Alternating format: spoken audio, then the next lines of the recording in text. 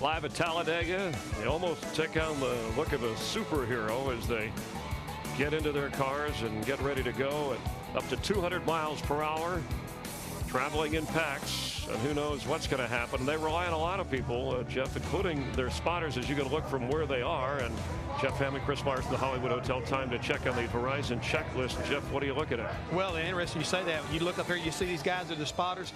Spotter is the driver's best friend at the start of this race. I mean, he needs to be able to trust this guy.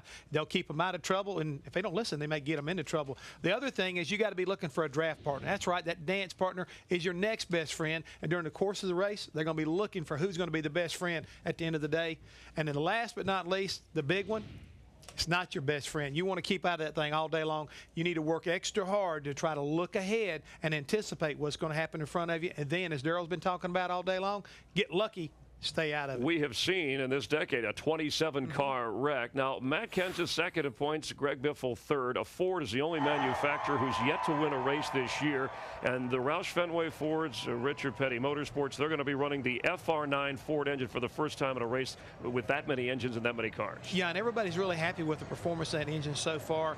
Talked to several guys that work on the teams. What's the difference? The biggest thing is these engines cool better. They can run more tape. Today we talk about the drafting, guys pushing one another around. They might be able to do a better job of pushing someone and not overheating. I mentioned we haven't had a pole sitter win since last year. Here you can have a guy from the back of the pack go up front. How important is it for a guy to lead early versus obviously just hanging around to the end of the race? I think you got to do what's comfortable, Chris. That's the key thing. Be comfortable and take care of your equipment the early part of the race. Jimmy Johnson is on the pole, and Matt Kenseth joining him on the front row. We're just about ready to go on one of the sport's most popular races.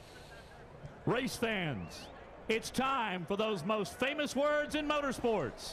Here to give the command, please welcome Director of Athletics for the University of Alabama, Mal Moore.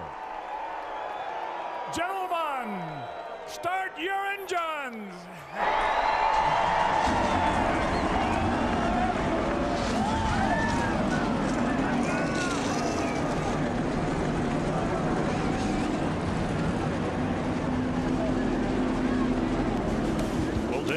Jr. winning one of his favorite tracks. What about Jimmy Johnson and Jeff Gordon? Will they both be there at the end?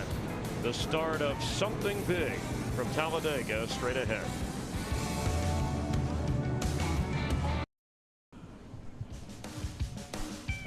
When built, it was the fastest speedway on earth.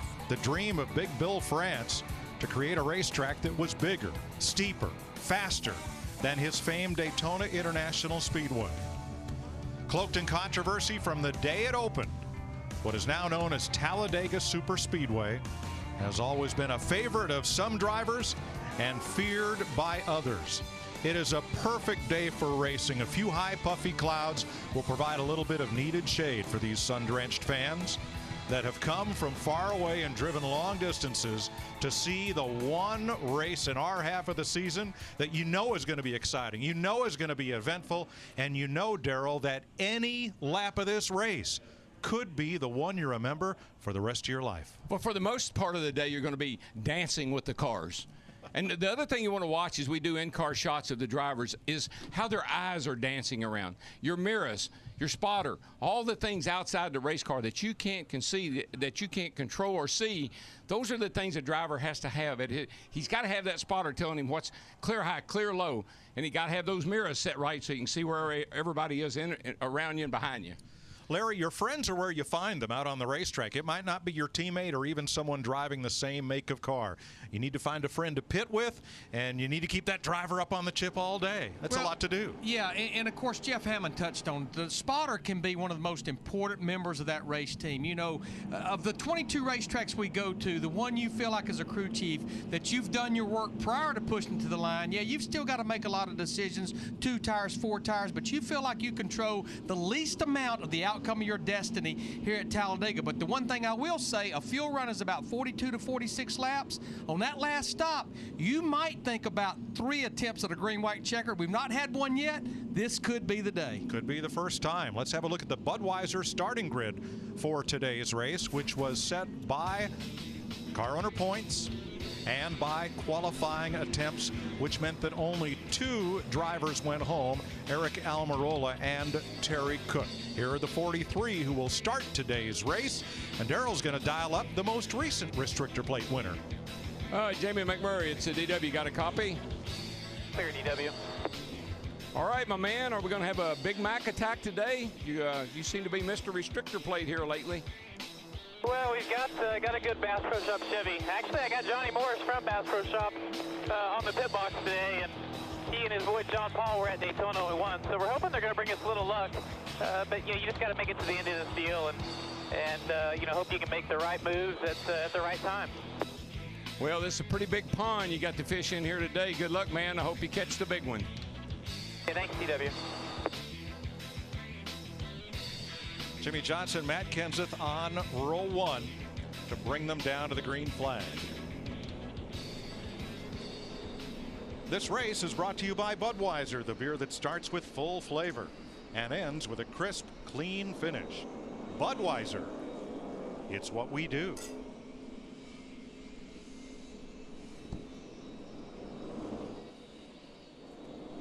As mentioned, the pit road is further up the racetrack than the start-finish line. It's in front of the Tri-Oval, and our fantastic foursome will patrol the pits today. And let's get a word first from Steve Burns. Mike, over 100,000 fans are enjoying a beautiful Alabama Sunday, in stark contrast to the weather yesterday. Dark, angry, menacing skies caused NASCAR to cancel all on-track activities. The tornadoes that caused so much damage in Mississippi were headed directly to this part of the country. Fortunately, the storms skirted this area. As Jeff Hammond and I rode in this morning, fans had lit the campfires, were throwing a football or playing Chucko. They are here in strong numbers, over 100,000, Chris Devoda.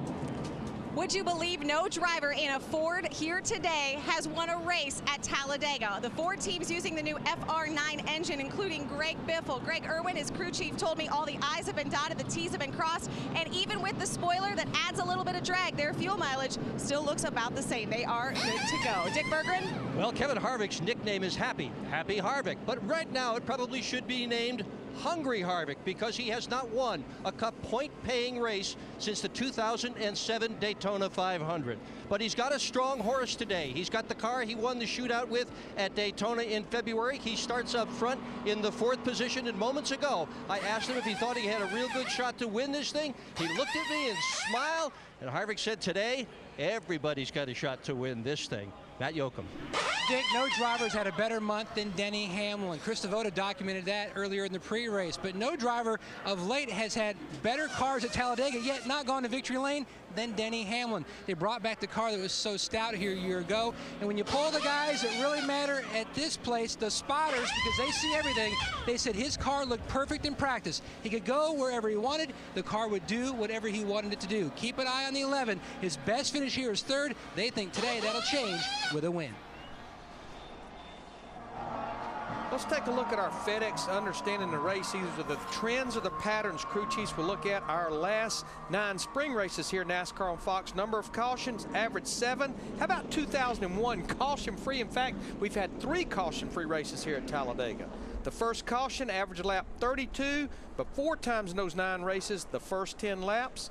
The longest green flag run, average 76 laps. We always have 1 to 2 green flag pit stops here. And the last caution, average lap 177, roughly 10 laps to go. That's for sure been the pattern at all tracks in 2010. If nothing else, this has been the Speedway of surprises. 10 NASCAR drivers scored their first ever Sprint Cup victory here. For 7 of those, it was their only win. Richard Brickhouse, who won the first race. Lenny Pond, who won for a long time the fastest race in NASCAR history. Ron Bouchard, as a rookie, steamed around the outside of Darrell and Terry Labonte to win in '81. Dick Brooks, Bobby Hillin, Phil Parsons, and last year Brad Keselowski. You race the favorites every time you come here, but you always leave it open for somebody that you wasn't expecting to see up there, and that's how you get those first-time winners. Let's take a look at our race analysis for this 188-lap, 500-mile race. Pit road speed, 55 miles per hour. The pit window for Sunoco race fuel, 42 to 46 laps. We will have a competition caution on lap 20, which means you can pit before lap 20, but you cannot fuel the car until that lap right there. New to Talladega is NASCAR's new rear spoiler. We started out at Martinsville on the half-mile, went to Phoenix the 1 mile, Texas the 1.5 miles, and now we're at potentially NASCAR's fastest speedway for the first time with this new appendage that increases drag and downforce. How will it play into today's race? I think we're going to see a fast race, Mike. I think the cars are handling really good. The guys say they got a lot of downforce with this new rear spoiler. We've got the biggest plate we've had here in quite some time, which means we're going to have fast speeds. This could be a record pace today.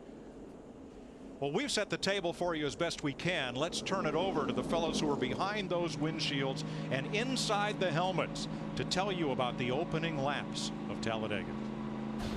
You know, I think when you come down to take the green, it's the first 30 seconds of the race don't really get too wound up, but it doesn't take long for everything to get tight and busy in a hurry. You can expect craziness, at least I can promise you that. You know, so it's exciting. There's a lot of lead change, a lot of back and forth, and as a driver, I really enjoy it. You know, I wish that we would have heart rate monitors in the car. You know, going into this race that just the mindset that it takes to approach this race is totally different than anywhere else we go.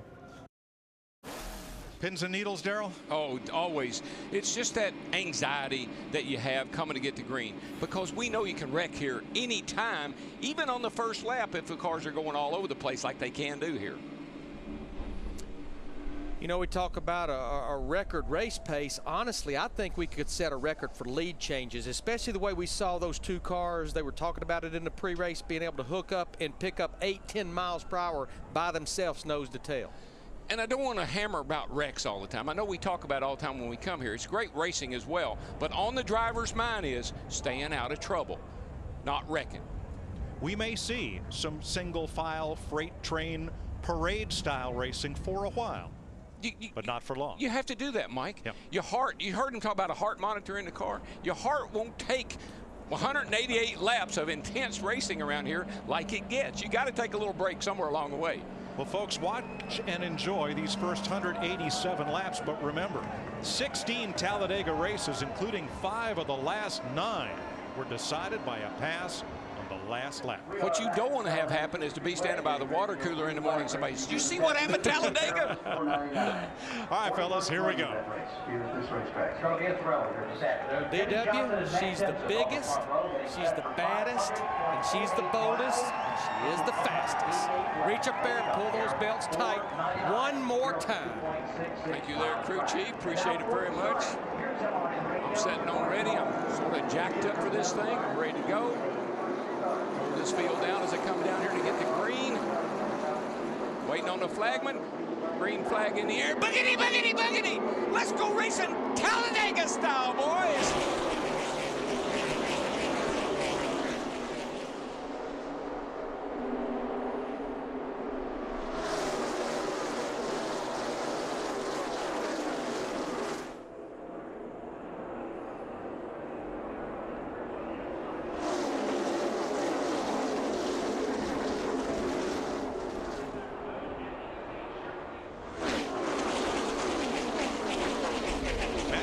Didn't just drive into the lead. Kevin Harvick shoved him there. Jamie McMurray in that one car talked to him there under the pace laps. He did not come up to speed. Don't get too concerned just yet. Might be falling to the rear on purpose. Who will lead the first lap? Remember, the start-finish line is not in the middle of the tri-oval. Here, it's all the way down past the exit of pit road. KB, Kyle Busch with an assist from Jeff Burton, leads lap 1. And they're going to jump right down in front of Matt Kenseth in that 17 car, as well as Kevin Harvick in the 29. In fact, the front 6 nose to tail at the bottom of the track. And automatically, as soon as that green flag came out, you know what you're looking for? Somebody to work with. somebody to love. We believe that both the Earnhardt Ganassi cars, Jamie McMurray and Juan Pablo Montoya, dropped toward the back on the initial start. It just wouldn't surprise me, Mike. It wouldn't surprise me to see several guys do that because of that. What we talked about early on, this wad of cars right here, don't want anything to go wrong early in the race. Teammates on the high side, the orange car Logano, Denny Hamlin pushing him all the way up to 6th place from mid-pack. And I mean, when you look at this wad of cars, yeah, this racetrack is wide enough for about 5 wide, but all it takes is one of those guys, one of those drivers to bobble a little bit, and that's what causes the big one. Here's the phenomenon that we see at Talladega that we haven't seen for, I don't know, ever up to the last couple of years. Look at those 2 cars on the outside. The 2-car tango, 2 cars working together can be faster than the entire pack. Just look at right there. Joey Logano, the 20, 190 miles an hour, where the pack was running in the mid to high 180s. And you'll see that'll happen all day long. Remember in the pre-race show we talked about timing. You want to figure out when to get that 2-car thing going more for the end of the race. You're working on it from the beginning. Here they come from out of the middle. Kenseth with Harvick, and now Kenseth alone can't get all the way to the lead because of Logano and Hamlin. 33 cars in this lead pack. And that 2-car thing, Mike, took a lot of guys by surprise a year or so ago. Now they know it works. Now they anticipate it. Now they try to get involved in that. You see what happens when they break up. Yeah, Denny Hamlin backed all the way into Dale Jr.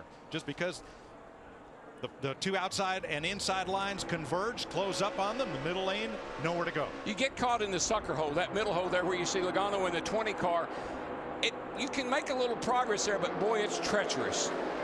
Now these 2 cars coming to the start-finish line now. Matt Kenseth in the 17, Harvick in the 29. They've been locked together since the drop of the green flag. 5 cars out of the middle trying to break away with 1 on the bottom. And they just cannot get away from this pack unless they are 2 by 2. That 2-car tango out front, we're going to see a lot of that today. Let's find out and see what's happening with the 1 and the 42 down there in the pits. What do you guys know? DW heard Jamie Max say early on that he was going to try to play it conservative, and that's a strategy that Kevin Mannion told me earlier this morning. They're going to play it conservative for the first half, and it's great that they have a good company teammate, as in the 42 of Juan Pablo. They were going to try to work together. The bad thing is they're a quarter of a lap or more behind in 42nd spot.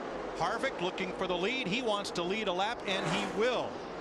Well, those 2 guys had enough lead. They could swap and let each other lead another lap. But back-to-back Murray and Montoya, what I don't like, the leaders are running 48 80s and 90s. Montoya and McMurray 51 50s.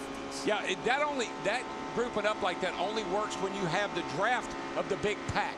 Once you fall the back, your 3 or 4 cars just can't keep up with the draft of that big pack. Junior and Hamlin. Here we go. Logano and toot train's coming through. Coming through, boys. And the reason this will work, folks, is because, see, they're in the corners. They can, with this car, front and rear bumper lines up so well, you can push a guy all the way around the racetrack, and that's why it works. And the reason it doesn't work with 3 cars is if the 3rd car pushes the 2nd car out of shape, the 1st car could go for a ride. Yeah, and the other thing is you can only do that for a couple of laps, Mike, because the guy pushing will get his engine will get too hot. They got to swap. But Hamlin in the 11 pushed the 88 up there before they got to the start-finish line. He ducked out, took the lead from Dale Jr. in the 88. Now which lane's going to go?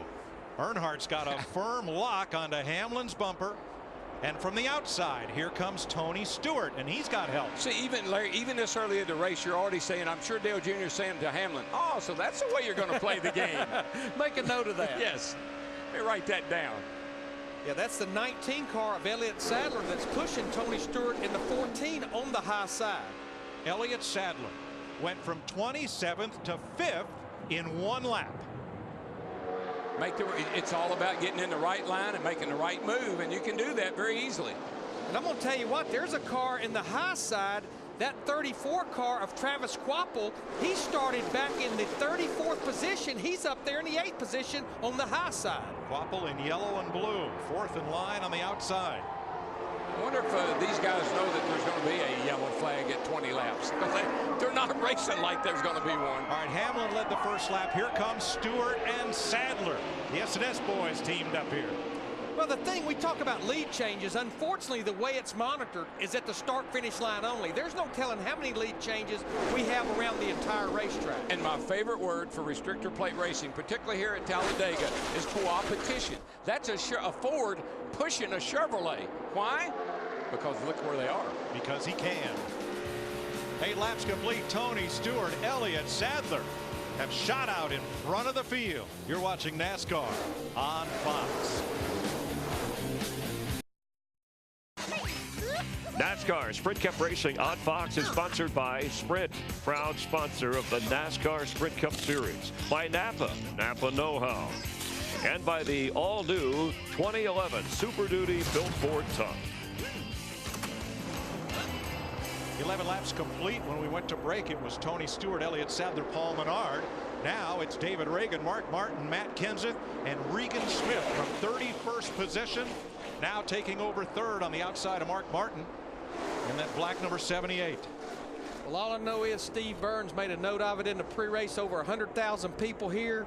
We're 12 laps into it. They have not sat down yet. Don't need no dadgum seat. Just standing room. Need a box to stand on so you can see over the guy in front of you. And I'll tell you right now, Mike, I'm already into the quick. been biting your nails, huh? we haven't gone very far. From Syracuse, New York. Rookie of the year and losing the lead right now to Kurt Busch, who comes by on the outside. Slips up ahead of Smith for the lead. Keselowski in the 12 on the bottom. Hamlin on the outside. They fan out 4 wide in the tri-oval. Busch leads this lap. And the tri-oval, I know it looks real simple and gradual and all that. That's a tough part of the racetrack. Hanging on to a race car in the middle, 3 wide. Now in 7 laps, we'll have the competition caution. This is what happens when Saturday gets washed out and there is no practice. NASCAR will throw a predetermined yellow flag so that the teams can check tire wear and everything else. We can all catch our breath. And we don't anticipate any tire issues here, even with a green racetrack without rubber, but that's being consistent when we lose Saturday's practice. Watch the 48 right behind the 5 of Mark Martin. That is Jimmy Johnson, your point leader and champion. Got a little beat around a little bit from Jeff Burton there. Yeah, he was caught in the middle. Now he has dropped all the way back to the 14th position. But I think everyone that's dropped back knows that in about 6 laps we'll have that caution regardless of where they're running. Riding with Jimmy, Joey Logano, last year's Rookie of the Year from Middletown, Connecticut, 19 years old. Did a great thing this morning. A group was riding along in a golf cart. Here was Joey on his cart coming the other way. He saw a 4-year-old girl on that cart wearing a Joey Logano shirt. He stopped his cart in front of them, made them stop, hopped out and signed the shirt for her. Sweet. That's a class act. That's sweet. 5 laps when they come back to the competition yellow. Steve? And Mike, Larry Mack was talking about that competition yellow. Steve Letarte, Jeff Gordon's crew chief, told me this morning you're going to see tire strategies all over the place. He said it just depends on where you want on the track. They might change rights or just lefts or maybe even no tires. Really depends where you want to go back out on the racetrack. I really believe this first stop you're going to see most of them go with 2 right side tires only. You got to be there at least long enough to dump 1 can of fuel. 2 tires is pretty much free on the stopwatch. But you look at Joey Logano in a 20 car. We talk about him being 19 years old. He'll turn 20 next month. You look at his runs here last year, top 10 finishes in both races in 2009 here. You know, Bobby Hillin won this race, and he was 22 years old. That's the youngest winner we've had here. Logano could shatter that record. From 3 wide to 2x2. Logano and his teammate Kyle Busch come by leading in the bottom lane. Joe Gibbs Racing with 3 victories here. And here comes Earnhardt, and he has been the Pied Piper of Talladega, and he's leading that outside line up toward the front. Yeah, the Pied Piper's getting a little group assembled on the high side. The problem that the Pied Piper has is everybody wants to be the Pied Piper. Whoa, boy, look. Saw Hamlin in the 11 dancing around a little bit there. Next Saturday night, NASCAR on Fox goes short track racing for our final time this season. Richmond, Virginia. It seemed like when we were there a year ago, those two cars we're looking at, the 18 car of Kyle Busch and the 88 of Dale Earnhardt Jr., I think they had a little altercation late in the race at Richmond. Logano has led 4 laps. That's the most of anybody. Will he notch his 5th right here? He will, by a car length and a half. With that slow car down on the inside there, that always creates havoc as you try to work your way around there, because you're going to run up on the back of that slow car. Something's got to give.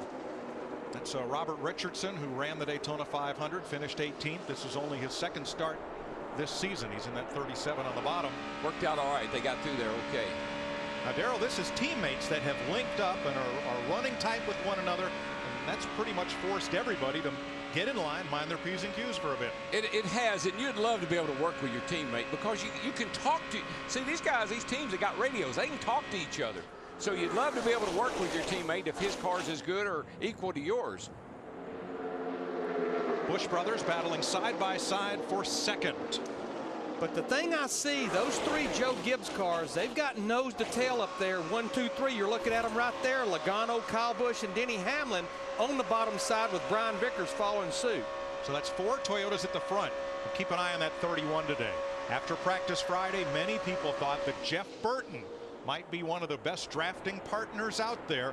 He did an awful lot of pushing and being pushed to run some fast laps here on Friday in that cat car. Well, I think people feel good running with Jeff Burton. They know he's going to do what it takes to get up to the front, but they know he's not going to make a stupid move on the racetrack. Yeah, he's a real good decision maker when it comes to staying out of trouble, not getting you in trouble.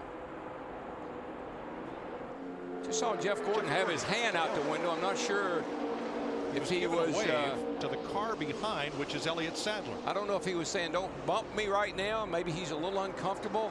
Something though, had that hand waving. All right, look at Jeff Burton in the 31 car versus Joey Logano in the 20. Right there, 7 miles an hour faster. Again, getting that push from Dale Earnhardt Jr. in the 88. Smell of oil as the cars went past the start-finish line, and they believe it's Casey Kane who has slowed up a bit. Remember, he's head-to-head against Bobby Labonte this week in our DirecTV competition. And just remember, our pit reporters in the pre-race talked about it. Different ignition system and stuff just to make sure. How's your oil temperature and your oil pressure and all? All of the Ford teams running that new Ford FR9 engine here this weekend. And one of the things that they've been concerned about durability-wise was the valve train. Jeff Burton just led that lap. That is his first today, or his 2nd lap today.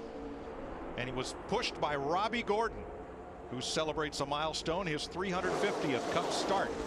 Driver number 7, Robbie Gordon from Orange, California. 20 laps complete. This is when we expect the competition caution, and here it is.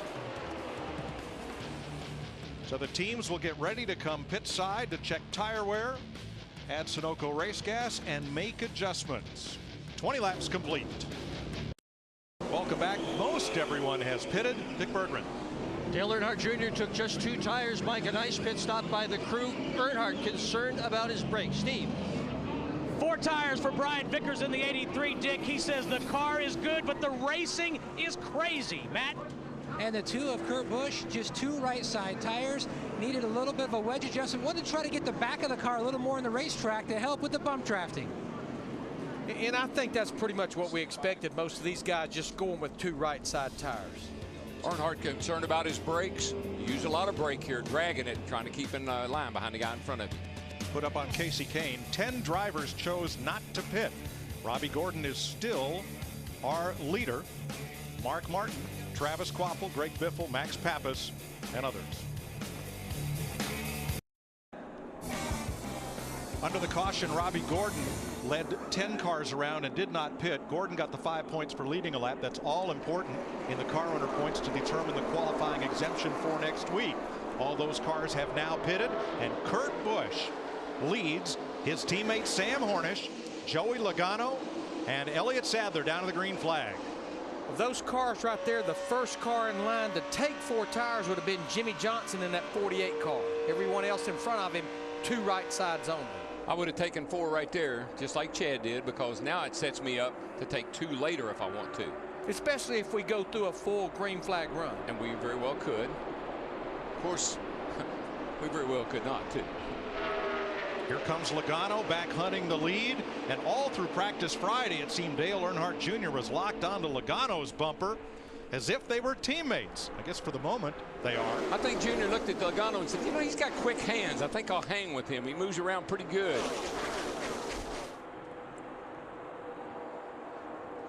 Kurt Busch will not give up the lead. Now it's Busch and Logano coming back to the stripe. A couple of cars reporting problems over that first 20-lap run. First to Dick Berggren.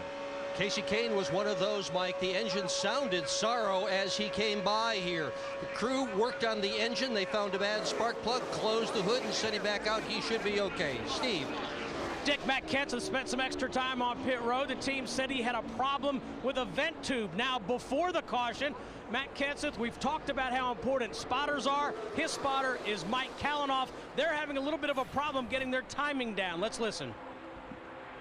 Don't get offended and don't raise your voice at me. You just need to take a deep breath and pay a little more attention here. You're really late on your calls. You called me 2 wide, and I was 3 wide. You called me 3 wide, and I was clear. The guy was to my right front fender before he told me I was outside. I don't know what you got to do, but you got to get regrouped here. I got to know what's going on in traffic a lot more than I am here. Copy that. It's just a tough angle there coming off before, but we're good. Just really need you to be in the seat here with me, buddy. I just need your help today, so just do the best you can. 210, Todd. Well, they are 4 wide right now coming out of turn 2. This is really tight. And you depend on your spotter. I mean, more than anywhere we go, he's got to be in the car with you. He's got to got to be your eyes all around. Larry, I know Mike Kalanoff spotted for your son Brandon the other day.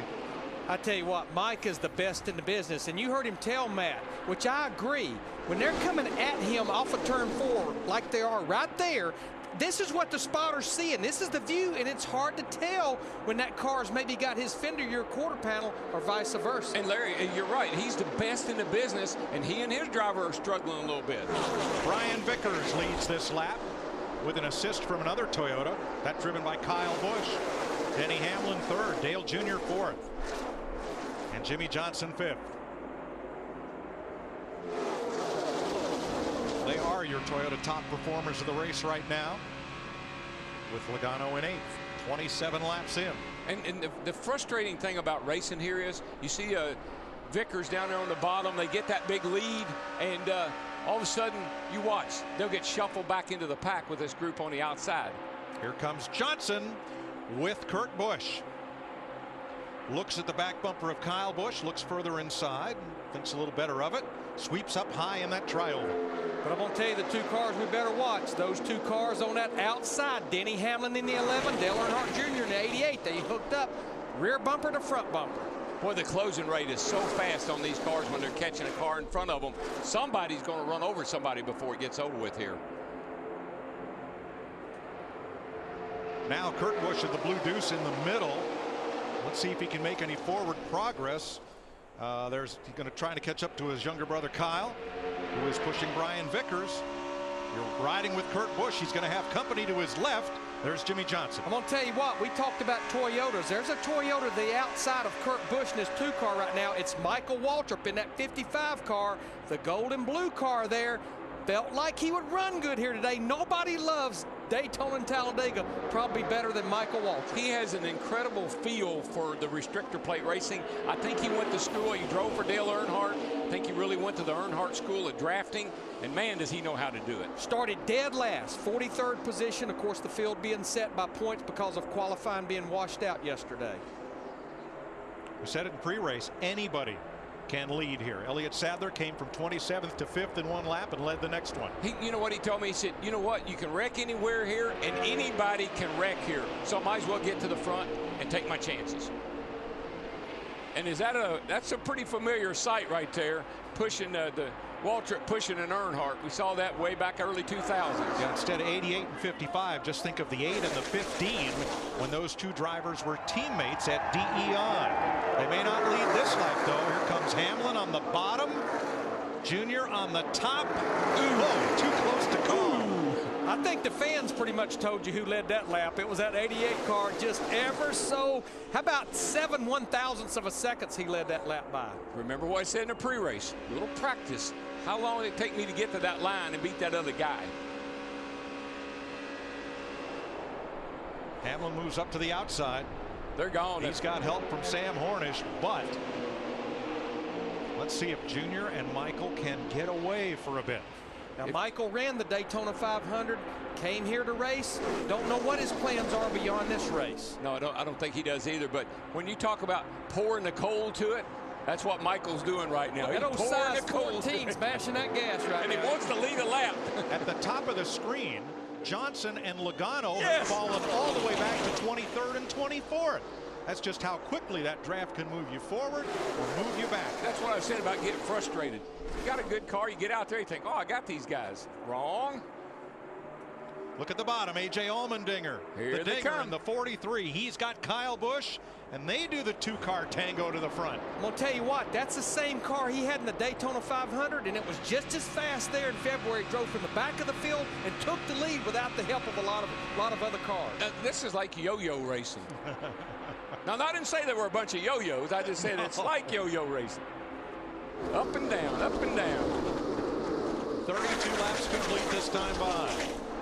And still 30-plus cars in that long, winding lead pack, led by two-time Daytona 500 winner Michael Waltrip for Dale Earnhardt Jr. and Denny Hamlin. That glare coming out of Michael's car, the 55, that's in the teeth showing. That's that ivory. How about Paul Menard in that bright green car running fourth on the outside, and what a great season he's had. The last couple of races weren't too kind to him, but Menard got off to a great start in a breakout season, and he's been up near the front these whole 32 laps. Finished second here a couple of years ago. He knows how to restrictor plate race. Another one of those guys you just don't expect to be that good on a restrictor plate track, but he is. But just look at the fifth car in line on the high side, the 9 Budweiser car, Casey Kane, on pit road with the hood up with a bad spark plug. Here he is battling in the top 5. On the bottom, A.J. Allmendinger, the road race veteran, could not wrest the lead from Michael Waltrip. Didn't have quite enough of a push from Kyle Busch that time. Maybe he has 9 cylinders. Maybe they stuck another one in there. 33 of 188 laps complete in the Aaron's 499 at Talladega. NASCAR Sprint Cup Racing on Fox is sponsored by Budweiser. Join Budweiser as we support America's troops with a $250,000 donation to the USO. You can help our efforts when you buy a Casey Kane Armed Forces die-cast car. Visit Budweiser.com for details. 37 laps complete. About that many cars still in the lead draft. The best view in the house, Brian Vickers on point with Jimmy Johnson, and on the outside lane, Dale Earnhardt Jr. with Jeff Burton, and way up high comes David Reagan leading another group. And I know it doesn't mean a whole lot right now, but Jimmy Johnson is trying ever so hard to lead a lap. He's been looking for somebody that can get him there. Love to get those 5 points. Get those 5 points. It doesn't mean a lot, but you never know. This is the track where Brian Vickers got that first career win a few years ago as a Hendrick car then. I believe the guy that's following him is a guy that he nerfed into. But Darrell, right here with Denny Hamlin, that looks like where you don't want to be, right in the middle of this lead pack. Just trust me, Mike, when you're in the middle, it's like being in the middle of a thunderstorm. I mean, you just are shaking and cars moving, and there's nothing you can do about it. Now back about 3 seconds behind the lead pack. This is an interesting group right here, led by Kevin Harvick, Greg Biffle, David Stremme, Jamie McMurray, and Juan Montoya, and Clint Boyer. This group is much better now than it was before that caution, because this group led by Harvick in the 29, they're running 50, 80s, and 90s, and right now our lead pack, they're running mid 50 seconds. So they're okay the way they are right now, but they have to stay nose to tail, because that's how you'll run the fastest. You got to be able to have a little bit of a sniff of the draft off this big pack up here to be able to run fast enough to not get in trouble. And there's a lot of turbulence coming off these race cars. Kyle Busch would have led that lap, but Junior got a push right there from Vickers. And the 88 goes back out front. Gotta love what you're seeing out of Junior today, Larry. He has got a fast car. He's up there trying to fight for the lead. He's worked with a lot of different people. He's looking good. Well, he did finish second in the Daytona 500. He finished second here a year ago. It's a place that he loves, just like his dad loved. Yep.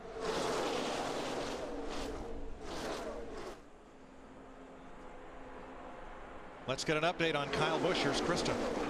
Mike, you guys have documented that the spotters talk to their drivers so often here, one of those being Jeff Dickerson, the spotter for Kyle Busch. One of the words that Kyle likes to hear, a word you'll hear often from Jeff, is organized, telling him the middle line is organized. No, now it's the bottom line. He's used the word oftentimes already in this race. He'll continue to use it, just telling him to stay where the line is the most. Again, organized.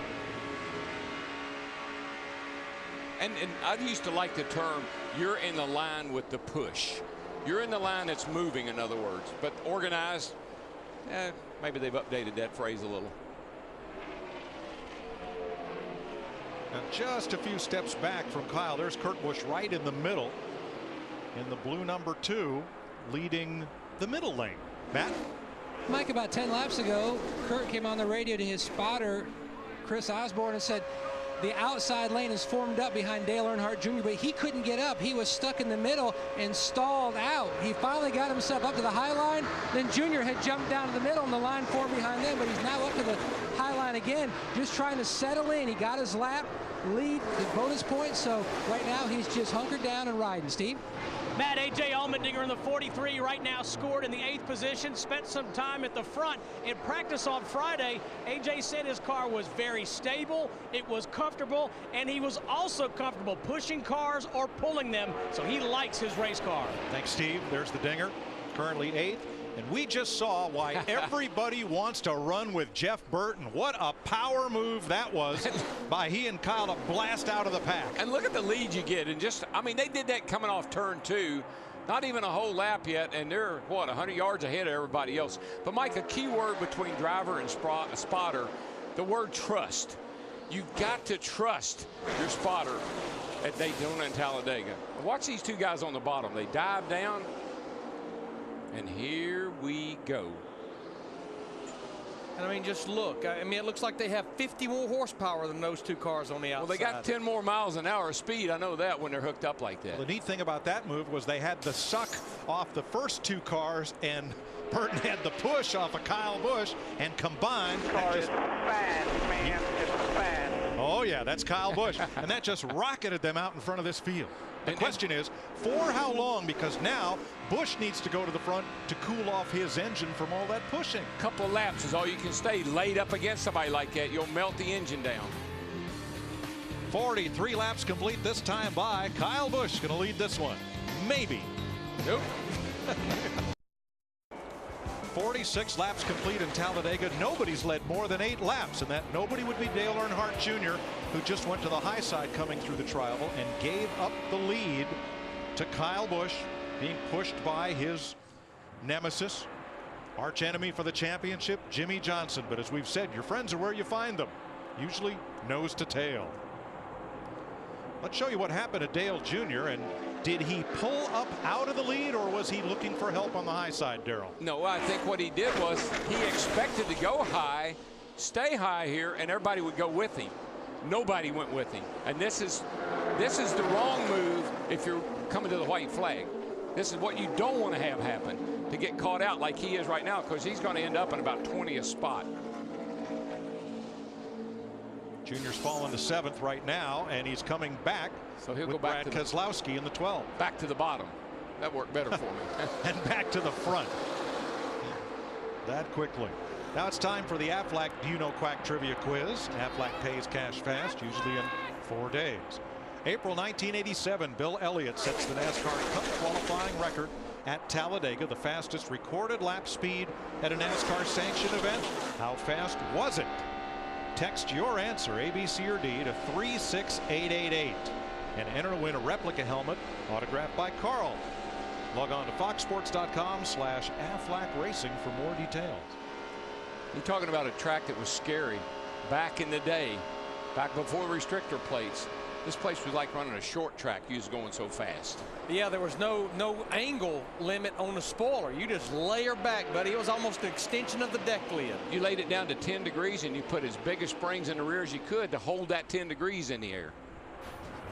Brad Keselowski, in his first full season of Sprint Cup competition, young second-generation driver from Rochester Hills, Michigan, won here last April in a controversial finish, and now he leads as another second-generation driver, David Reagan from Georgia, with a push from Dale Jr., goes back to the lead. One of the things that really makes me nervous is when the cars swing out from behind each other. You time that wrong and you clip that guy, that's what starts trouble here. You know, Keselowski won that race in that 09 car that's being driven by Mike Bliss. Mike Bliss has been running right up there inside the top 10, driving for James Finch. He was just in front of Joey Logano in the 20 car. You'll see the red car right there in the 09. Well, you see Kyle Busch doing a good bit of back and forth, side to side on Keselowski's bumper. I would call that worrisome if it was me. Yeah. Is he just trying to get the nose out to get a little clean air, Darrell, or what? Not sure why he's wiggling around like that. That's very upsetting to the car that you're pushing. You could see it upset that 12 car right there through the tri-oval. You talked about how treacherous this tri-oval really is. That's not the way you want to do it. It's a little dangerous. Something happened that Kyle lost his momentum, perhaps had to lift out of the gas, and when you do that here, you're apt to get freight trained. Bottom three. Bottom three. Means you're in the bottom of 3 wide. There they are, and it's Burton who pokes the nose out. See how they jump out of line? That's the only thing you got to worry about when you jump out of line, that you don't clip the guy in front of you or that you slide over into the guy beside of you. Now just remember that white 17 car of Matt Kenseth, he's 1 lap down, had the problem on pit road with the vent hose. They were running about 2 seconds a lap faster. They've lapped him. The good news is it's early and he's the very first car by far a lap down. Caution comes out. He gets the free pass back on the lead lap. I think the other thing, Larry, that we're not really sure of, and I think the drivers are experimenting a little bit, is the effects of that big rear spoiler. They have no history with that spoiler on this car here. I think these drivers are experimenting quite a bit.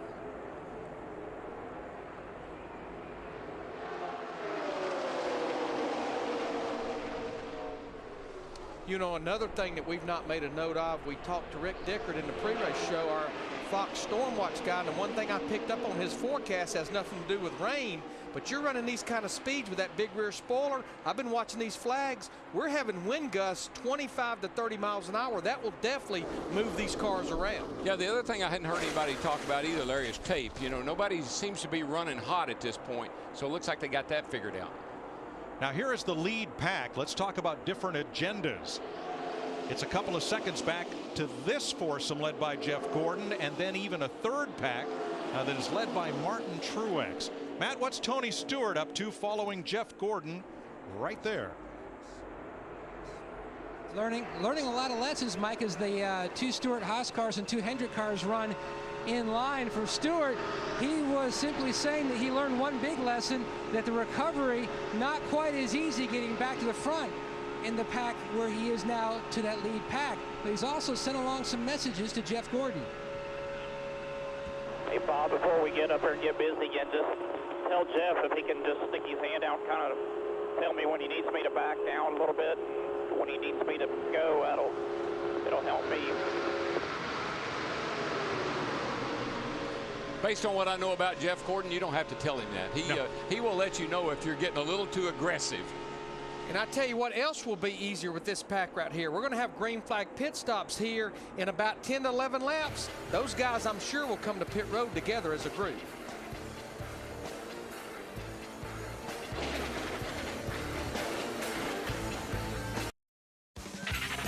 NASCAR Sprint Cup Racing on Fox is sponsored by AT&T. Rethink Possible.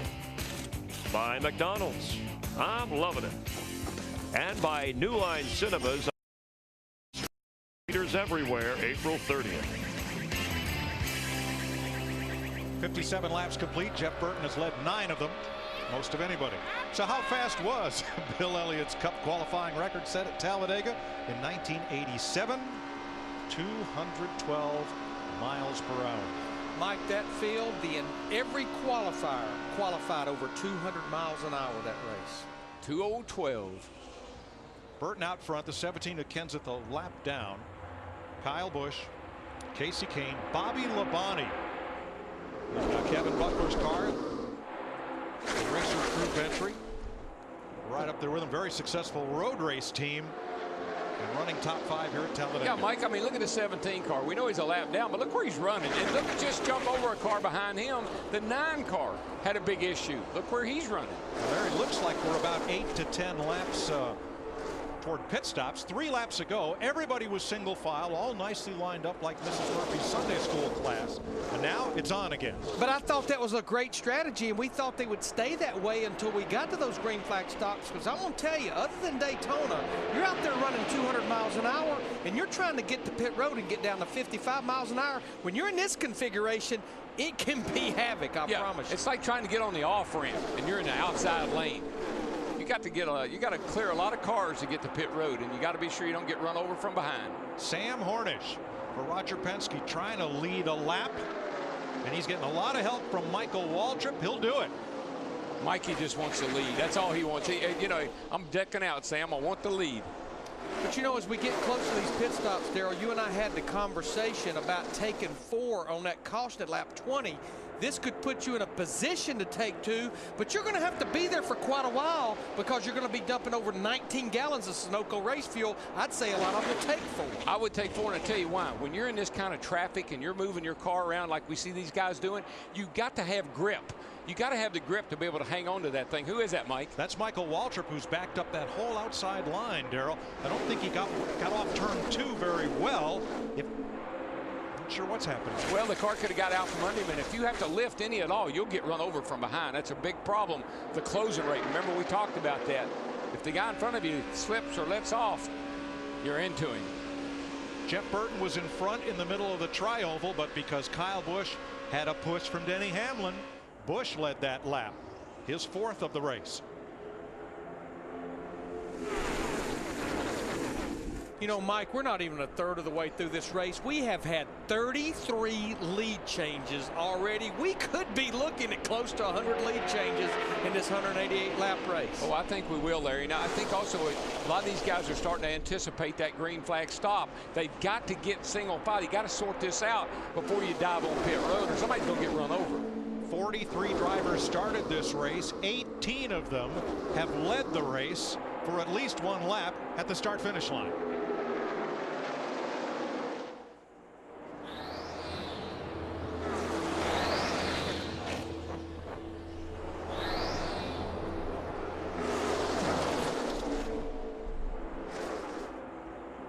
Boy, those 2 cars up there on the high side. Brian Vickers in that 83 getting a push from Michael Waltrip in the 55. They got quite a run through 2 down the back straightaway. Now, this is when the car handles the worst, Mike. You're out of fuel, not a lot of weight in the rear of the car. Tires are worn a little bit.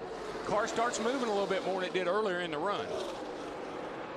I think Michael Waltrip at that 55 is going to have a lot of friends today. He's not here racing for points. He's only going to run 3 to 5 races this season. He wants to do one thing, and that's win. So if you want to win, there's a fellow to hook up with. Man knows how to draft at these super speedways. 55th anniversary for Aaron. That's why Michael has the 55th anniversary logo on his hood.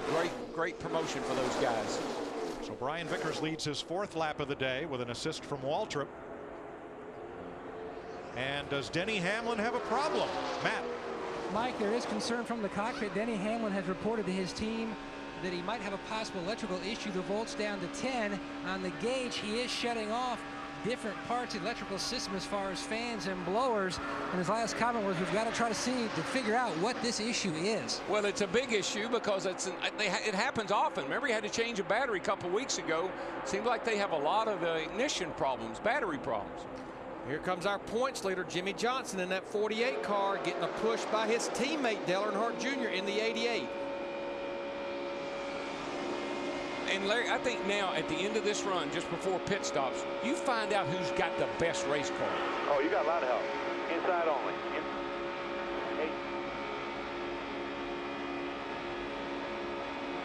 Freight train along the outside. Johnson with Busch pushing. And a whole lot of help. David Rudiman in 3rd. And here's Hamlin with Junior, trying to come right up to them, right up to the lead. They'll be right there when they get it. I tell you what Dale Jr. is doing. I've watched him the last 10, 15 laps. He is working on the finish of this race. He fell way back to 20th, charged back to the front. And right here, right now, he's saying, okay, where do I need to be to dive down here and win this thing? That's what he's working on. Seeing those green flag pit stops start, you see about 8 or 9 cars on pit road. This will be a routine stop for these guys. Steve? Brian Vickers on pit road. The last stop, Mike, he took 4 tires. This time he's going to take just 2. They're also going to make sure that grill is clean on the 83, Matt. And the 55 of Michael Waltrip is in as well. The 2 of Kurt Busch, 4 tires this time. Remember, they went the 2-tire route the last time. Chassis adjustment completed. Says the track getting much more slick during this stage versus the first segment. All right, Travis Kvapil was in. Sam Hornish made a stop. Joey Logano, Scott Speed, and Bobby Labonte. Now, the second time around, a lot more takers. Robbie Gordon comes in as Kvapil goes out, and here's a big pack at the head end of pit road led by a crash. Keselowski got hit by Marcus Ambrose coming into his pit. Dick. Dale Earnhardt Jr. pitting. He has said nothing about the behavior of the car, but he has run in the top 5 all day long. It was a 2-tire stop last time. This time it'll be 4. I mean, you want to pit with partners because that's the way the draft works, but you prefer not to be on pit road with about 18 other race cars like we're seeing doing this lap here.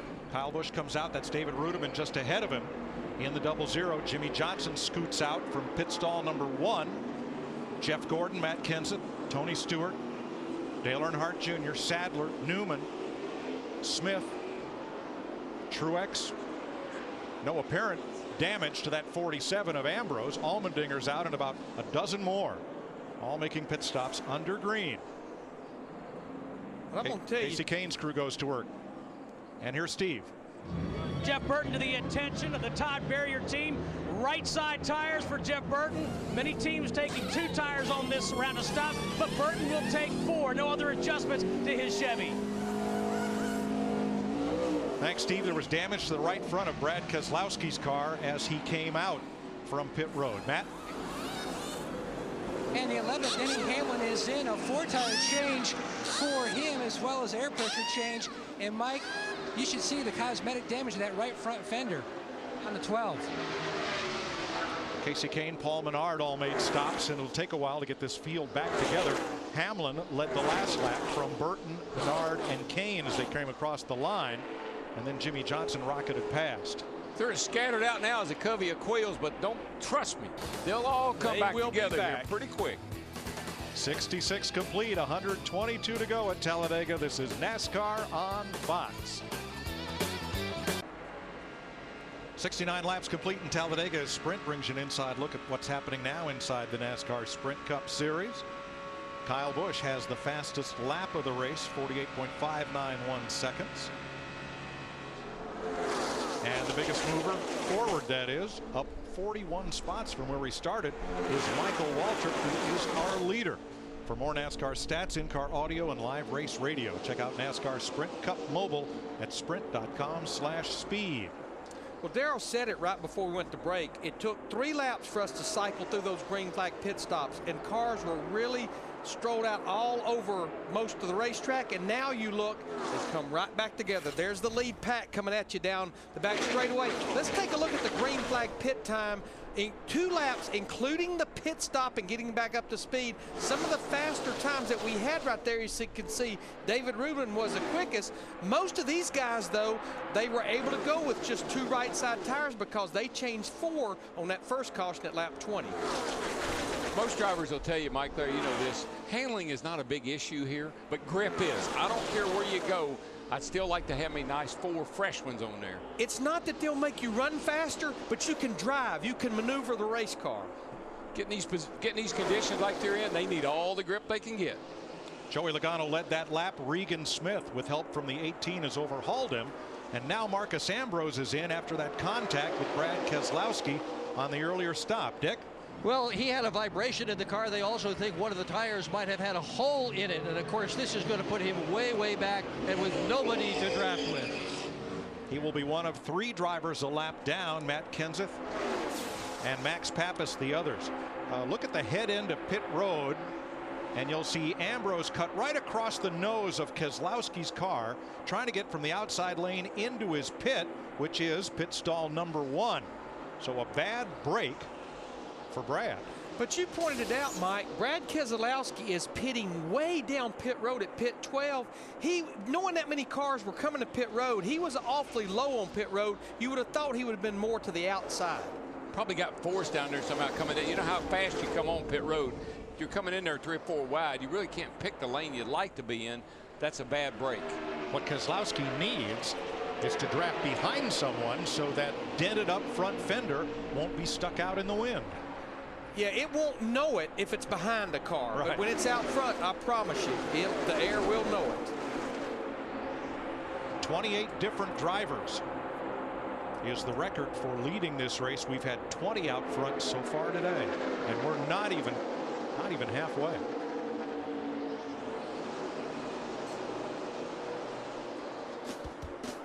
Jimmy Johnson out in front of Kyle Busch, Elliott Sadler, David Rudiman, who's an honorary Alabama gang member today. More on that after the break. A big spin down into the tri-oval by last week's winner. Denny Hamlin has just brought out the second caution flag of the day in Talladega. Watch the black number 11. Watch 17 and 55 bunch up, and then Logano gets bunched up, and the last car in that accordion line way back there, sorry, is Denny Hamlin. Tries to save it, and around it goes.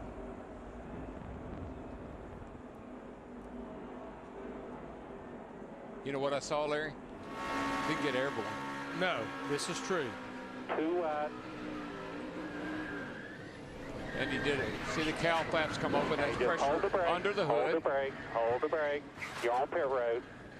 Very nice job. Caution is out. Caution is out. And here from our aerial coverage. You can see here that looked like the 55 he went up and bumped the wall. Right here, that's the 55. He went up and bumped the wall. That caused Logano to move over.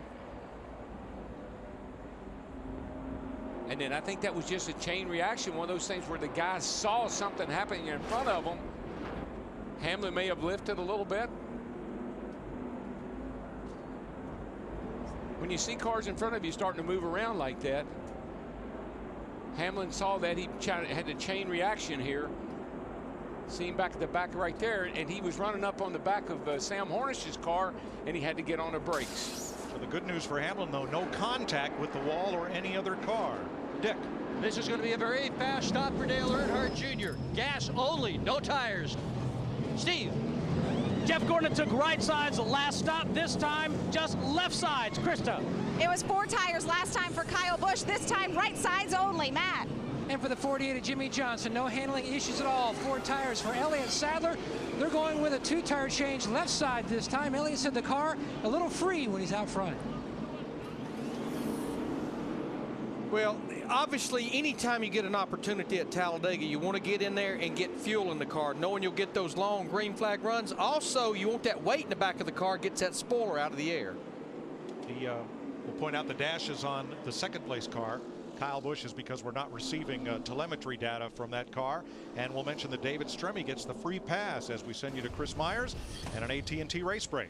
And 46 lead changes in the first 50 laps. Mike, we've already had double the amount compared to lead changes that we had in the fall last year in this race. And this is some of the early bump drafting. Kurt Busch getting a little push from Ryan Newman. Harvick and Kenseth here. Now look at that 17 car going inside around to go to almost to take the lead, pulling away from the big pack. And this is what's going on, folks. They're pushing all the way around the racetrack.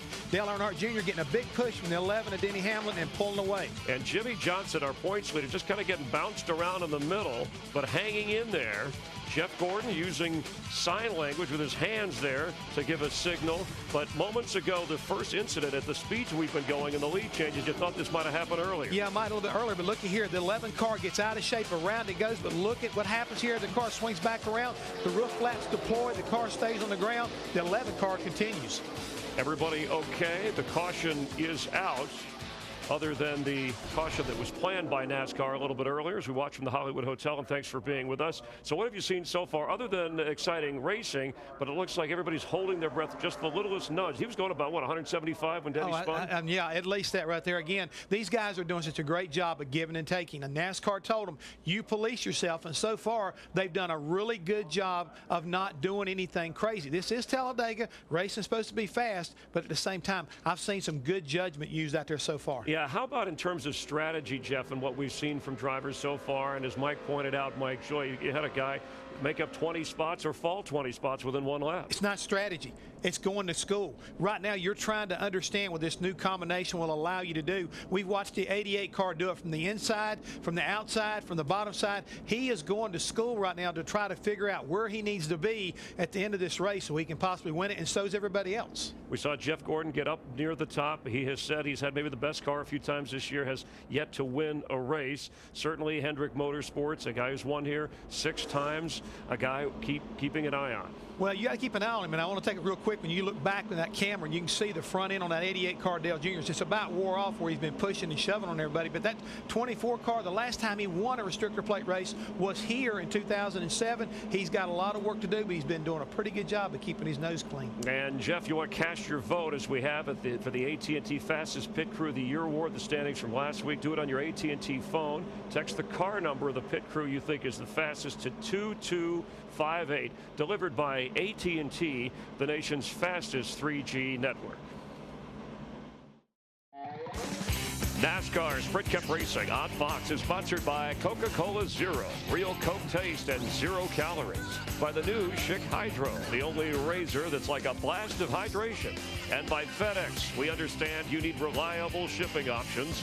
FedEx.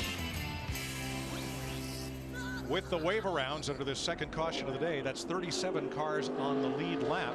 A late and long pit stop for Mark Martin and also for Marcus Ambrose. Yeah, not sure what they were doing to Martin's car there. They had the front end all jacked up and looked like they were working on the tape. Now the wave around is what put Matt Kenseth back on the lead lap, as here's Mark's stop.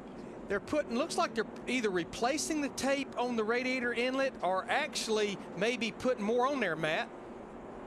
Larry Mack, they usually have like small tabs to pull one piece of the tape off at a time. Unfortunately, when they went to yank the tape, it all came off. So this stop, they brought him back on pit road to add more tape back to the grill that they had taken off and didn't want to take off. For the restart, it's the Busch brothers from Las Vegas. The younger Kyle on the inside, the older Kurt on the outside. Here they come. Green flag.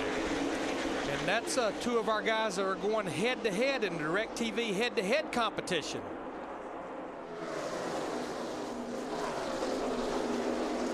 Top 5, Jeff Gordon, Dale Earnhardt Jr., Elliott Sadler, Sam Hornish, Casey Kane, Mike Bliss up in the top 10, Scott Speed and Jeff Burton.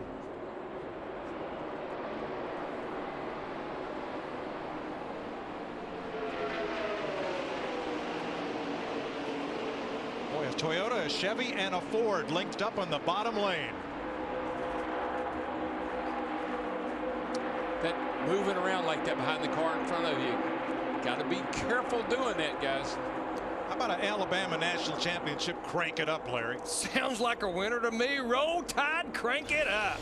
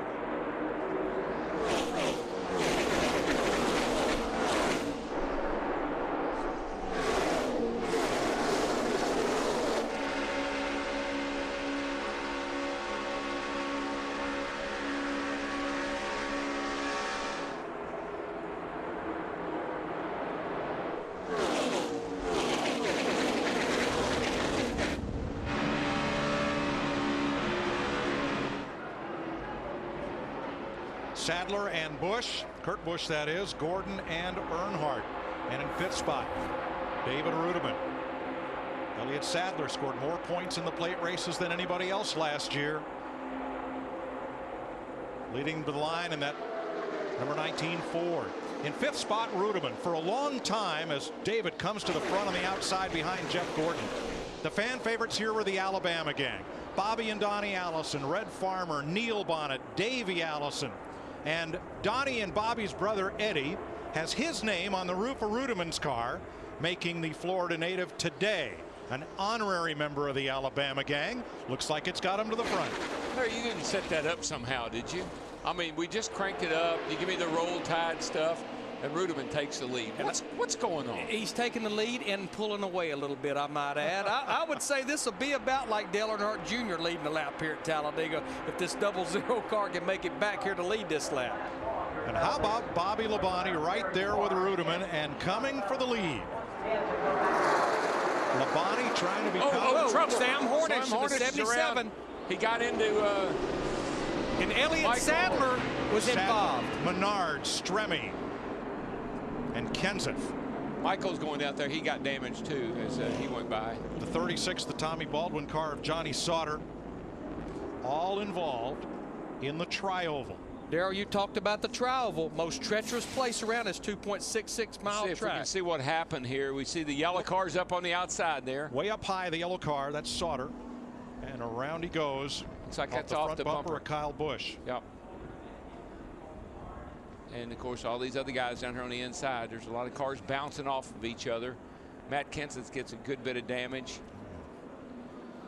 Sauter is okay. He's put the window net down, signaling emergency crews that he's all right, and everyone else drove away. One of the things that I didn't like about that last sequence of pit stops, fuel only, no tires. Somebody took 2, somebody took 4. Cars get a little bit off. Look in the high lane. Michael Waltrip right behind Kyle Busch in the 55. Pow gets it in the left front. Boy, he did. That's a hard lick. Poor Matt Kenseth. His day was just doomed from the get-go. One thing I'm most impressed about as you see this unfold, we have cars sideways, we have cars backwards with their tail to the wind, and we have every car firmly on the ground. Yeah, the roof flaps now are doing their job like they used to do, keeping the car. You see, which car was that? That's the 26 maybe, or the 19 there that was around backward, and the car never did anything. But I mean, there's no question Kyle Busch in the 18 gets into the back of Johnny Sauter in the 36, but he had Michael Waltrip in the 55 stuck up his rear bumper. Yeah. Kurt Busch also got some heavy right side damage on that one. Yeah, he did. There's a look at it right behind the right front wheel. I think that's repairable. This probably not. I mean, the car took a hard shot into the outside wall. It's going to damage probably some of the the garage. suspension Be parts. the darn like that right there. Yeah. Yeah, the left front looks as bad as the right, and Matt Kenseth has it on both sides of the front end of the Valvoline Ford. Yep. Talked to a lot of drivers this week. There's Max Pappas in the 13 car going to the garage area. You look at Matt Kenseth, comes in here second to points, knowing that this restrictor plate race can be a game changer in these points. And you wonder why Dale Earnhardt Jr. called it the lottery? There was your answer right there. Elliott Sadler, a little bit of right side, right front damage there. Not too much. Not much at all. Make sure you shape that fender real good at the top. And Kyle Busch, you see the mark just below the grill on the front bumper from the contact. Bring it to us, bring it to us. With Sauter. Here's our Built Tough Ford track facts. Ford leads all manufacturers at Talladega with 26 Sprint Cup poles. Mark Martin in a Ford won the fastest Sprint Cup race ever held at Talladega, 188 miles an hour average speed. And the most cars involved in a single Talladega wreck was 27 back in 2003. Ford, built Ford tough. Pit road's open, Dick. David Rudiman is going to take fuel only. Joey Logano with pit in front of him. He'll do the same. Steve. Jeff Gordon on pit road. This should be gas only. Last time they took just lefts, gas only, Krista. Greg Biffle going to make a right front shock change. The plan, it's staying compressed. Hard for the guys to change the tires with it down in the track. Matt. Fuel only for the driver and car of the 48. Sunoco fuel to top him off, and a bottle of water for Johnson. No changes. Brad Keselowski is the free pass car under this caution. Never pass up that opportunity to get that fuel in the car. We're getting close to a 2-stop race. So right now, the only car out of the race from this one is Johnny Sauter.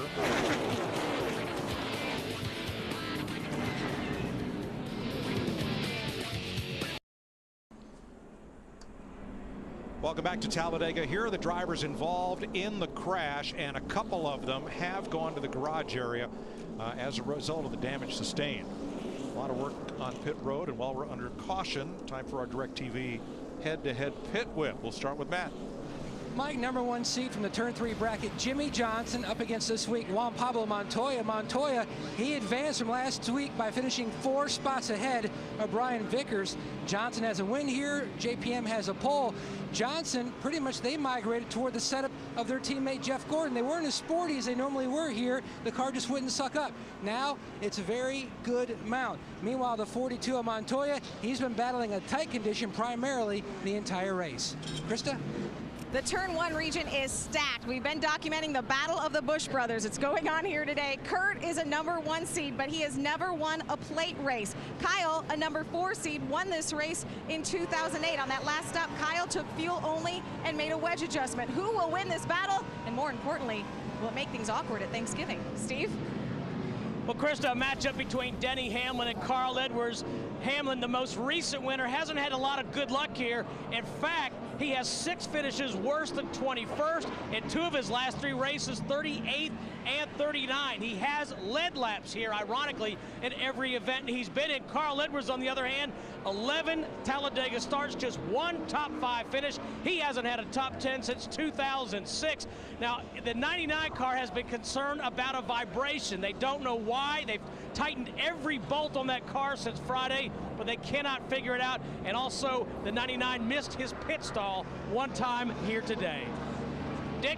Interesting matchup between young Joey Logano and Mark Martin. They started nose to tail with Mark in the 10th position and Logano in the 12th. That is where the similarities end. Logano, the youngest driver in today's race, age 19. Martin, the oldest driver at age 51. For Logano last year, this was his best track, finishing 3rd and 9th in Cup competition and 3rd in the Nationwide Series. He has run in the top 20 all day long. Mark Martin doesn't like this place at all. He skipped racing here 2 years in order to avoid it. He just did not have the best of fuel mileage today. A long stop just a little while ago to work on the nose tape sent him all the way back to 37th. 87 laps complete.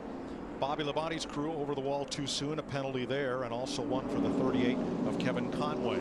To check on the status of your DirecTV head-to-head bracket, visit directv.com/NASCAR. Travis Kvapil became the 24th different leader of this race under caution. We've had 53 lead changes. The restrictor plate record set here October of 2008 is 64. The all-time NASCAR record for lead changes set here in May of 1984 at 75. And I'd say that's in jeopardy today. That sure looks that way. Seen some exciting racing so far. Jimmy Johnson, David Rudiman for the lead. Green flag. Johnson breaks out just a little bit.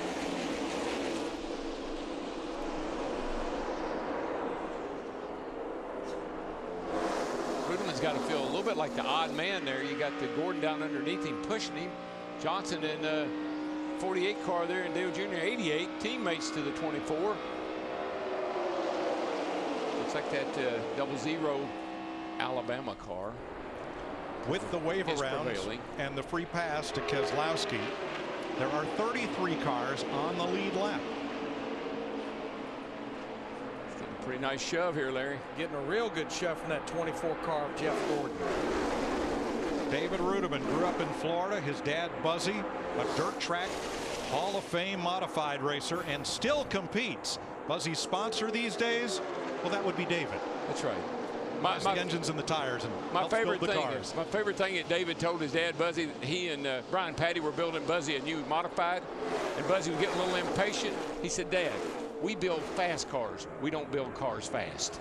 Well, he better enjoy this lead while he can, because those 2 guys on the high side, Dale Earnhardt Jr., the 88, Jimmy Johnson, the 48, they are a coming. Jimmy Johnson looks to tuck in still pushing behind Jeff Gordon in front of Tony Stewart. And we picked up some interesting conversation during the caution flag from Johnson's team about who to draft with.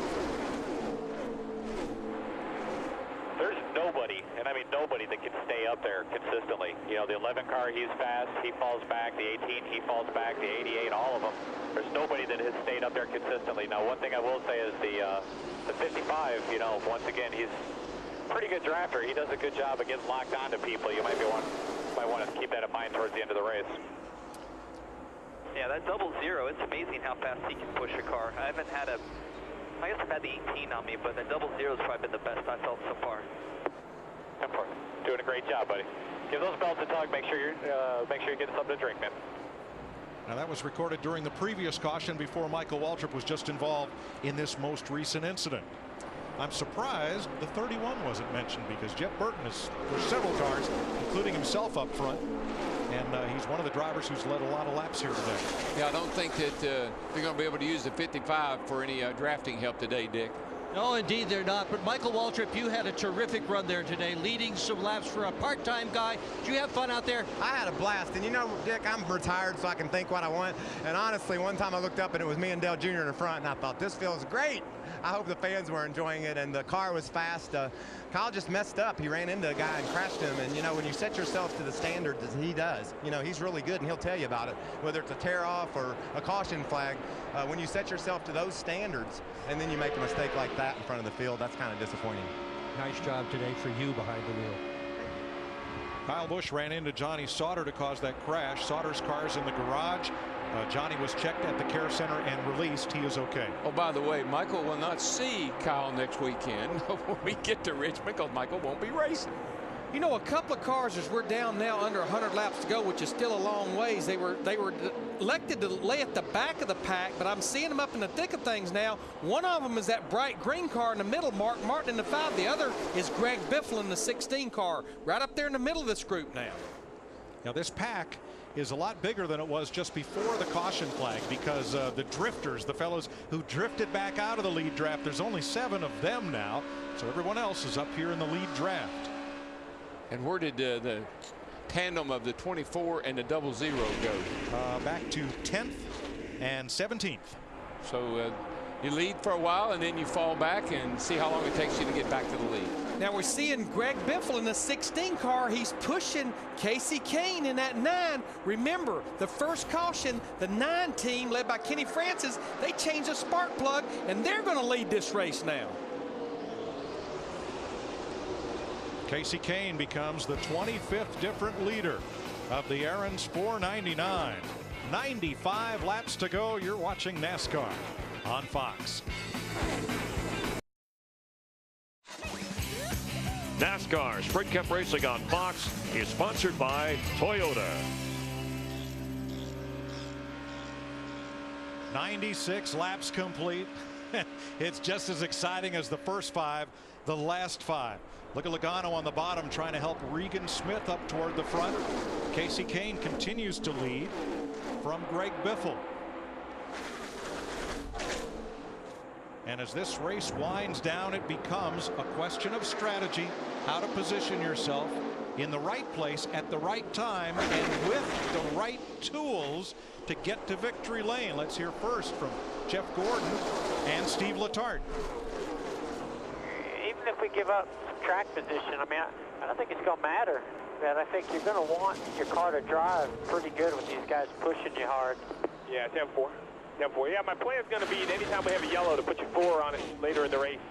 On the green, I only put rights on it just because if we have any sort of problem or mistake, we're still going to be in the pack. I like that plan. That plan is perfect. That's all I'm saying is that if we get a caution at the right time, you know, and we have an opportunity to take 4, even if we give up track position, let's do it. Now, you might think this question's ridiculous, but I'm going to ask it anyway. What do you think about the 4 tires versus no tires versus 2 tires as the race goes on? Tires don't mean nothing to me. Short and simple. His answer wasn't near as long as Jeff Gordon's answer. There's the 2 sides to that coin. Gotta love that. Casey Kane leading this race in a Richard Petty Motorsports Ford, the Gillette family, majority owners of that team. And Kane announced recently that he'll be leaving at the end of the season, but that's not what's on his mind right now. It's how to win this race. Dick Berggren's in his pit. Now he's finished second twice. Kenny Francis is his crew chief. What is your strategy for the end of the event? Well, the Budweiser 4 has been running really good, but right now the strategy is just to make it to the end. There's still a long way to go. And you just got to try to have your car in one piece when you get down there to the end, and then it's just going to be about who you get with. And you know, I'd say down at the end it's going to be, you know, more about track position and try to keep up front. But with the way the passing and stuff is with this spoiler package, it's you know, you can go from first to last pretty quick. So I think it's going to be about who you get with, and if you can work together good and make your way up there. So, you know, hopefully we can survive, and hopefully keep running like we are. Good luck. Krista Voda. And the guy pushing him right now, Greg Biffle with Greg Irwin, his crew chief. I know you guys have an issue with the right front with the shock. You made the decision not to change it on that last stop. Why? Just the way the race looks like it's going to play out, we're going to be okay either taking gas or right sides more than likely from here on out. But 3M Fusion gets up front there and runs pretty good. Tribute to everybody at Roush Yates Engines. Regan Smith blowing up in the front straightaway. A lot of smoke. He gets down off the track apron. We stay green for the moment, but a very tense moment for a lot of drivers in the middle of the lead pack. I think we're going to have a caution, guys. Oh, there yeah, it is. Yeah, we got it. Sorry about that, bud. Good job. Regan Smith had a strong run today and was leading this race at one point. And now he has brought out the fourth caution of the day. Drivers, fans, and race cars all trying to keep their cool at Talladega today. Let's go down to the nationwide pit zones. Jeff Hammond. Mike, today during this, I mean, really fast, spectacular race, we're seeing two cars will get hooked up and push one another around this 2.66 mile racetrack. And the way they're able to do that is running a certain amount of tape to keep the engine cool, but you've also got to have the right radiator package. You see here, we've got two different examples of what we have inside these Roush Fenway Fords. You can see this type, where this radiator has been right at Daytona, a little bit older style. Here's one of the more newer styles they're running. These radiators can cost all the way up to $12,000 or $15,000. The main thing is keep the engines cool. We've seen Mark Martin come to pit road to add tape because he lost it. It's so important to keep your car aerodynamically as slick as possible, and these radiators, no matter what kind of configuration you're running, are making it possible today at Talladega. You know, we talk so much about tape on the nose, and from an aero standpoint, that tape on those inlets on the front end, it's like a free lunch. It creates more front downforce, pressure on the front wheels, gripping the racetrack, but the biggest thing here, it reduces the drag, really helps the straightaway speed, so you get as aggressive with tape as you can, and one reason you can is how efficient the radiators are. Look who's leading this race. Back at lap 77, Denny Hamlin spun coming through the tri-oval. They cleaned out the splitter and the air inlet in the front that Jeff just told us is so important. Got Hamlin back on track. Could he win 2 races in 1 week? We'll see. Well, this is a spin you were talking about at lap 76. Coming off of turn 4, they started stacking up in front of him after Michael Waltrip hit the wall. Back here he comes. And boy, just barely in front of Robbie Gordon, the 7, Keselowski in the 12. But he also has fought his way since that last restart. He came in and topped off, Mike, and they made more adjustments. He started back about 31st or 32nd on that last restart about 13 laps ago. You know why he's leading the race? He got a fast car. The guy behind him. David Rudiman. Rudiman hooked up with him and really gave him a shove. We heard Jimmy Johnson say the 00 is one of the best pushers out here. You got it. Pit road is open. Hamlin leads them down. You see Ambrose going past. He's the free pass car. Here's Dick. David Rudiman will take 2 tires on this pit stop. Their principal goal today, finish. They've had 3 engine failures this year, which has put them back in the points. Steve. Dick Brian Vickers had a clean entry, lap cars in front of him and behind him. This time they're going to take 4 tires. Ryan Pemberton said they can make it on 1 more stop, Krista. The front carrier, Colin Passey's the one who's been earning his money today. He doesn't have to worry about the compressed car this time because it's fuel only for Biffle. Matt? Right side tires for Denny Hamlin in the 11, chassis adjustment as well. On the previous stop, they made 3 different stops. On one of those, they changed the batteries, so they've already got a backup battery in that 11 machine. A lot of gamblers on this round of pit stops, and some drivers that stayed out, led by Mark Martin and Carl Edwards. They are coming to pit road. It's too early to get to the front just yet. We'll see. NASCAR Sprint Cup Racing on Fox is sponsored by Sprint, proud sponsor of the NASCAR Sprint Cup Series. Sprint brings you an inside look at what's happening now inside the NASCAR Sprint Cup Series. Eyeballs glued to the Fox network this afternoon, and following the race on NASCAR Sprint Cup Mobile, which you can check out at sprint.com/speed. Jimmy Johnson, our unofficial point leader, as of the moment, 70 points ahead of Greg Biffle, who is the race leader right now. Talladega always draws a huge crowd. Is it for the fantastic finishes? Is it for the big one? Or is it just for the excitement of it all? I think it's all the above, Mike. It's just the anticipation of what's going to happen here every time we come. Two places in Alabama draws big crowds, Talladega and Tuscaloosa. Now today is a doubleheader because the nationwide race was rained out yesterday. They'll have 811 miles of racing at Talladega today. They'll run that race at 4:30 this afternoon. AT&T race break. Chris Myers. All right, Mike, we're 1 leader away from tying the all-time record, 27 leaders so far. One of those, and that's why the crowd was up earlier that you were talking about, the big crowd, because Dale Earnhardt Jr. has led 8 laps in this race. And among the 64 lead changes, talked about Denny Hamlin getting back to the front. This was on lap 76. He was okay, fell to the back of the pack, worked his way back up, and then moments ago, lap 84, 8 cars involved, triggered, at least according to Michael Waltrip, by Kyle Busch. Johnny Sauter brings out the caution. Kurt Busch involved, Matt Kenseth, Elliott Sadler, some of the guys caught up in that 8-car mishap, and now we're inside of 84 laps to go after another caution as Matt Kenseth's car is under repair. He's had a rough day, Jeff Hammond. But what about the strategy at this point? No, we've been listening to it. I think Larry and Darrell have been talking about how you can hear the crews right now trying to make decisions. 2 tires, no tires. Where do we need to be?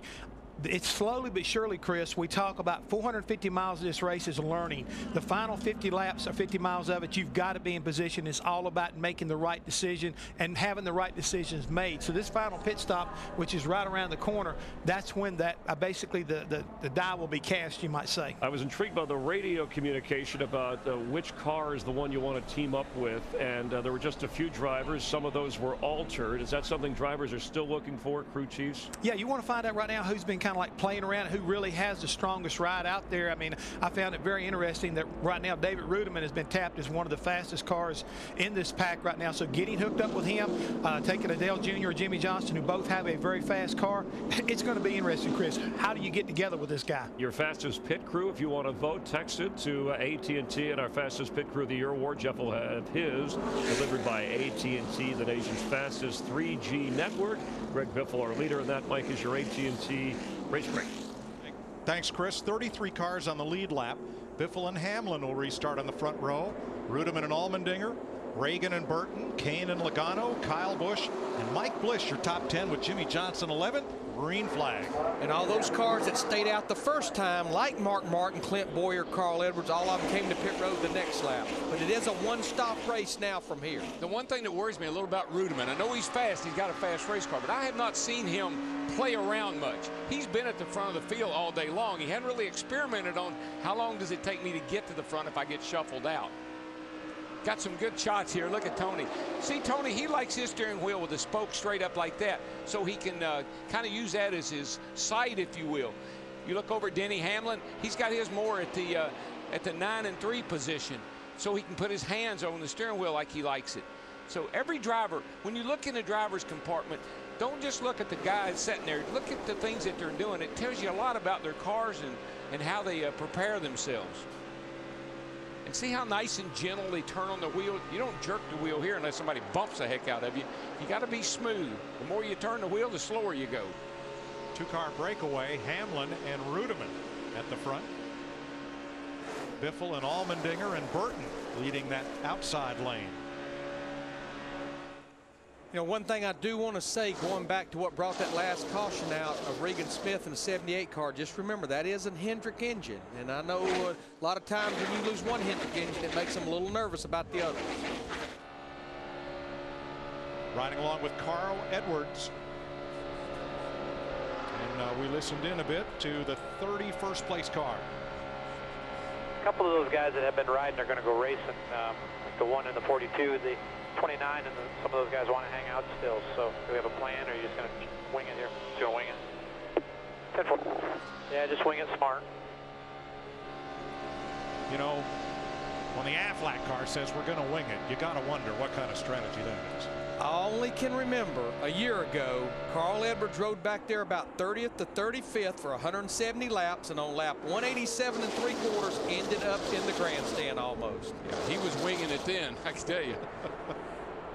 Tell you what, I know who's winging it right now. Those two Gibbs cars, Joey Logano in the 20, Kyle Busch in the 18. I watched them through 3 and 4, and down the front stretch, they were hooked up, and they just drove by their teammate Denny Hamlin in the 11.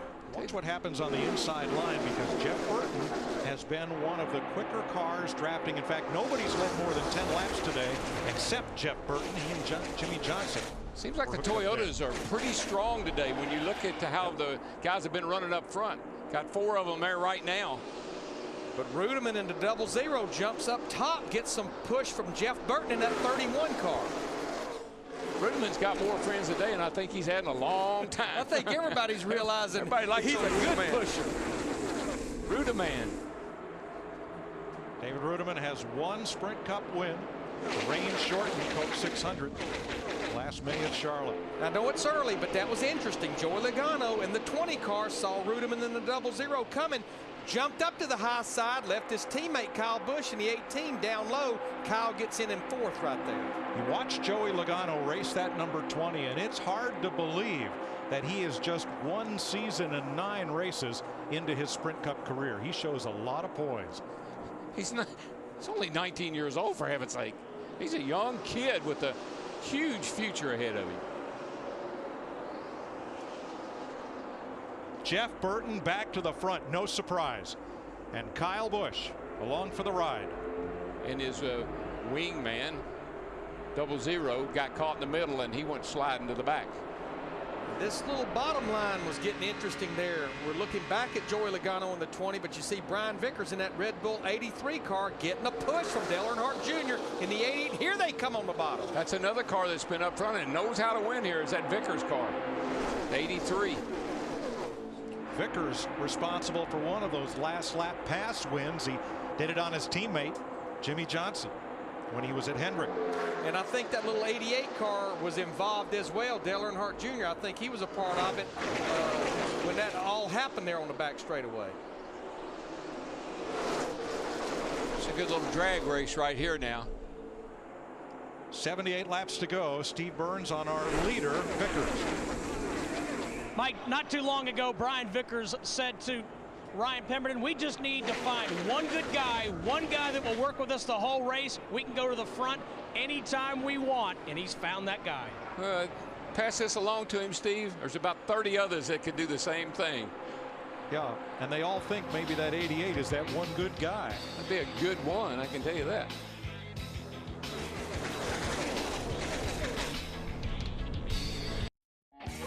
NASCAR Sprint Cup Racing on Fox is sponsored by AMP Energy. Go to ampupthe88.com this Wednesday, April 28th, to chat live with Kelly Earnhardt. By DirecTV, no one offers as much DVR storage as DirecTV. And by Nationwide Insurance. Call or visit us online for a quote today. Enter the Nationwide Insurance Code Spotter sweepstakes for a chance to win a custom Roush Mustang at codespotter.com. A.J. Allmendinger and Kyle Busch lead this race, but Darrell, you were noticing during the break something interesting going on back there at 18th position with Dale Earnhardt Jr. He is the only guy, Mike, and I know I've pointed out a couple of times, but he consistently falls to the back, picks up someone, and pushes his way back to the front. Again, just working on his move for late in the race. A.J. Allmendinger, the former open wheel star in kart, veteran road racer, came from a working class background. His parents funded his go-kart racing, and then he had to make his own way, and he did it all the way to the top of open wheel road racing, and then came to NASCAR. Drove part of a season for no pay. They said, we can either pay you or put a car under you. He said, I want to race. And now he's in third in Richard Petty's number 43 as Jimmy Johnson and Greg Biffle try to blast to the front on the bottom. And I'd say they will blast to the front. Two cars hooked up together coming out of turn 4 down this front straightaway. Watch them get the run. Hamlin looks like he wants to go down there and join him in that 11 car. And just remember, folks, as the sand in the hourglass starts to run out, tension and excitement and anticipation is going to pick up. Now, two cars in that outside line I want to make note of. Juan Pablo Montoya in that 42 car right there, the 4th car in line on the high side. Remember, he stayed at the back of the pack almost its entire first half of the race. We're riding with him.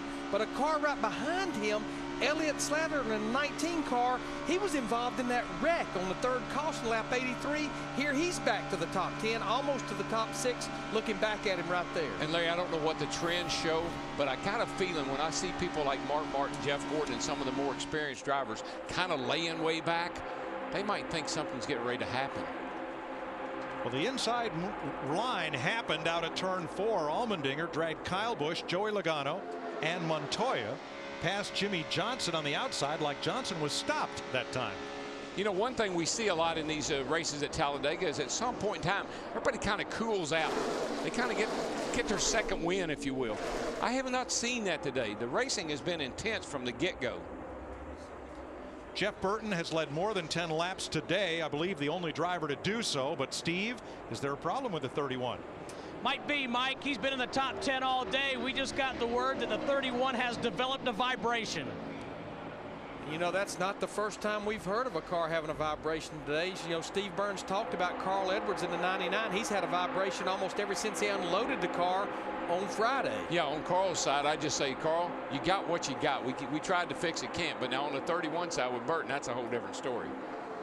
The other driver to lead more than 10 laps is Kyle Busch. He's led 13 and right now patiently sits in second. 4 lead changes away from the all-time record. And we still have 70 laps to go in Talladega.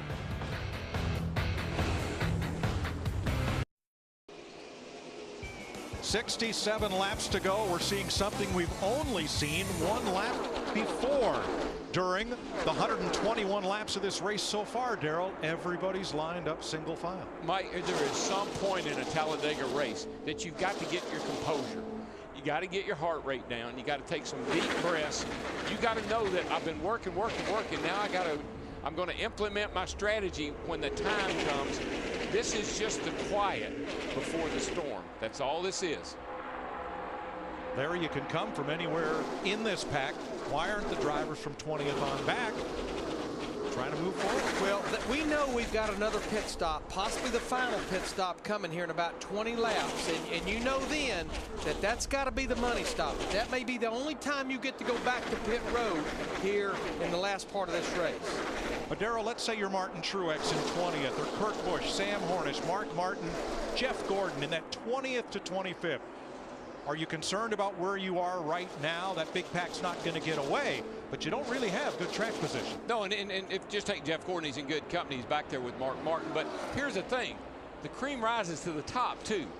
And these cars that are up here right now in the front of this field are the guys that have been up there all day long. So maybe you do have a pretty good car, but you're not going to go anywhere by yourself. You got to have some help if you're back there in 15th, 20th place.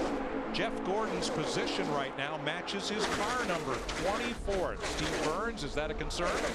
With his crew chief, Steve Letarte. And Steve, you guys have employed a lot of different strategy. 2 tires, 4 tires, no tires. How good is your car, and how does it play out for the rest of this race? I think the DuPont Chevrolet is pretty good. You know, when you have your track position, we're trying to keep it, stay to the front.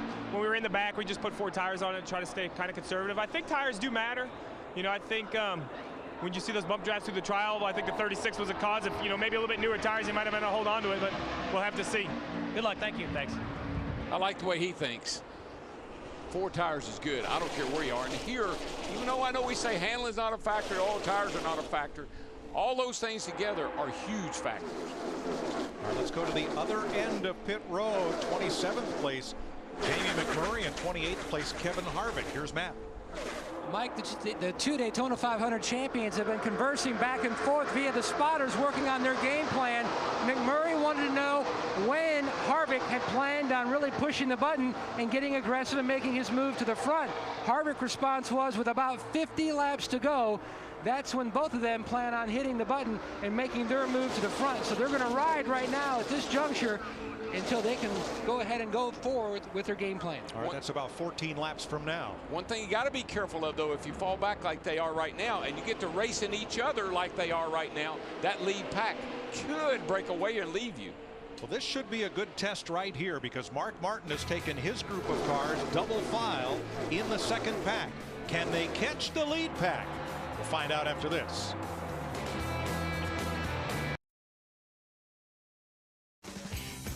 NASCAR Sprint Cup Racing on Fox is sponsored by Verizon Wireless. Big racing fan? Get Verizon Championship Racing for race highlights, behind the scenes, and exclusive interviews right on your VCast phone. From the network with the most 3G coverage, Verizon. 60 laps complete in Talladega. When we went to break, we wondered if that Mark Martin line would lose ground or gain. They picked up Denny Hamlin and went all the way to the front of the pack.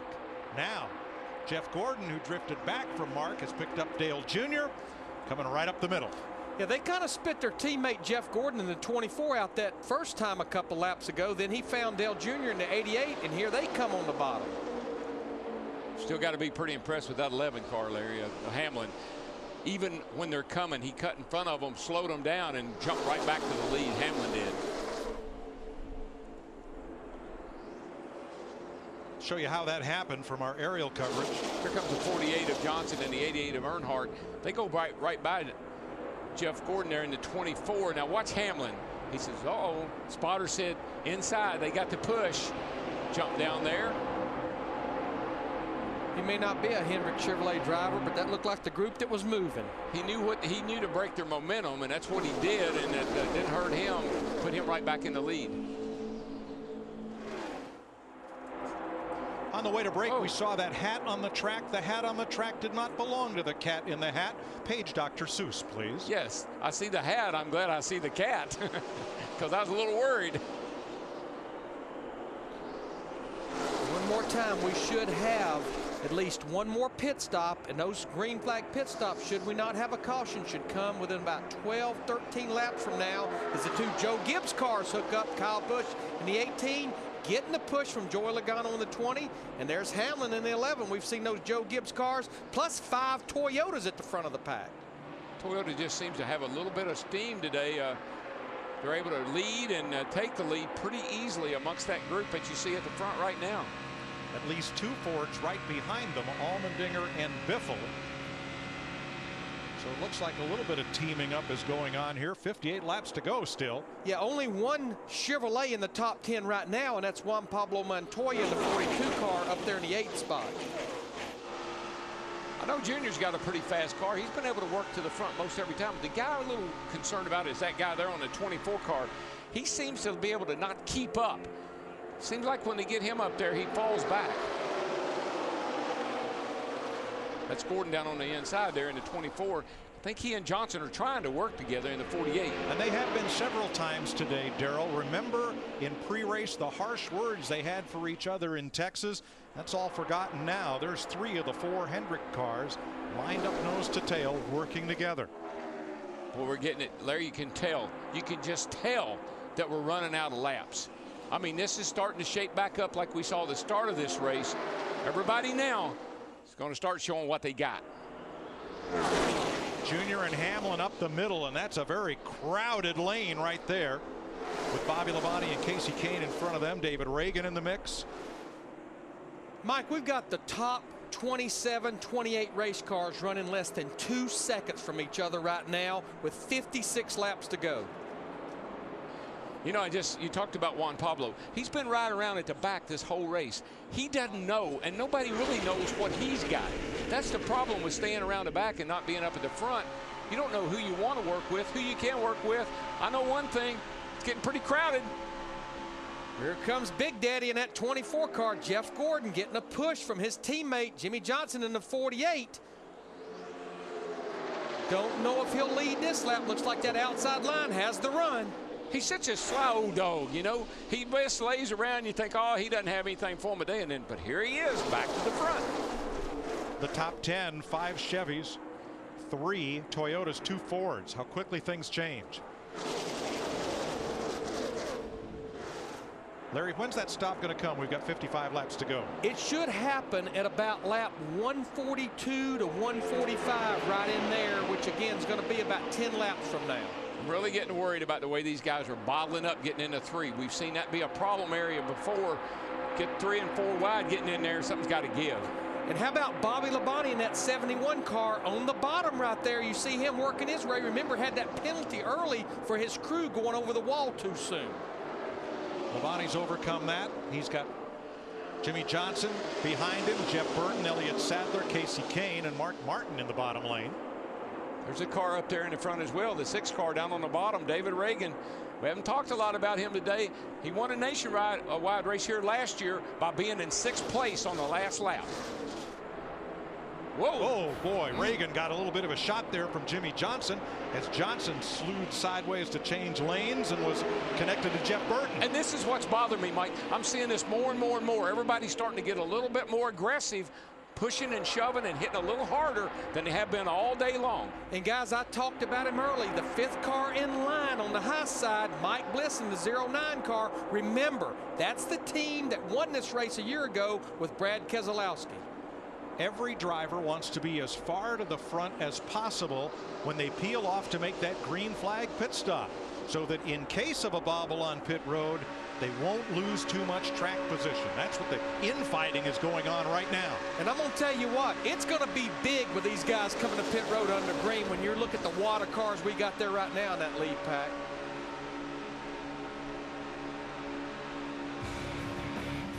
.53 laps and at least 1 pit stop to go. Who's going to win at Talladega? Wow. Hey, here's a fellow who thinks that is Jack Roush's hat. Oof. Dale Jr.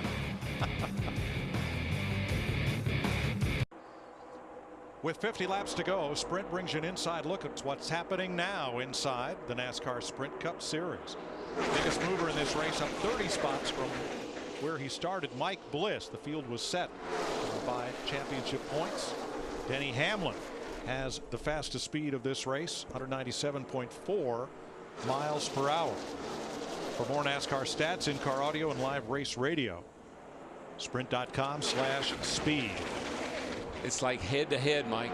Everybody's starting to find their pairings, find a buddy. That 29 car, he came from back here in the back all day long. He's a fast car and he's pushing Hamlin pretty good. Push, push, push. Look at that cowl flap, Larry. That's pressure under the hood. Cowl flapping open there. See that thing right in here, folks. That's pressure under the hood. I haven't seen that down here like that, like we have this time.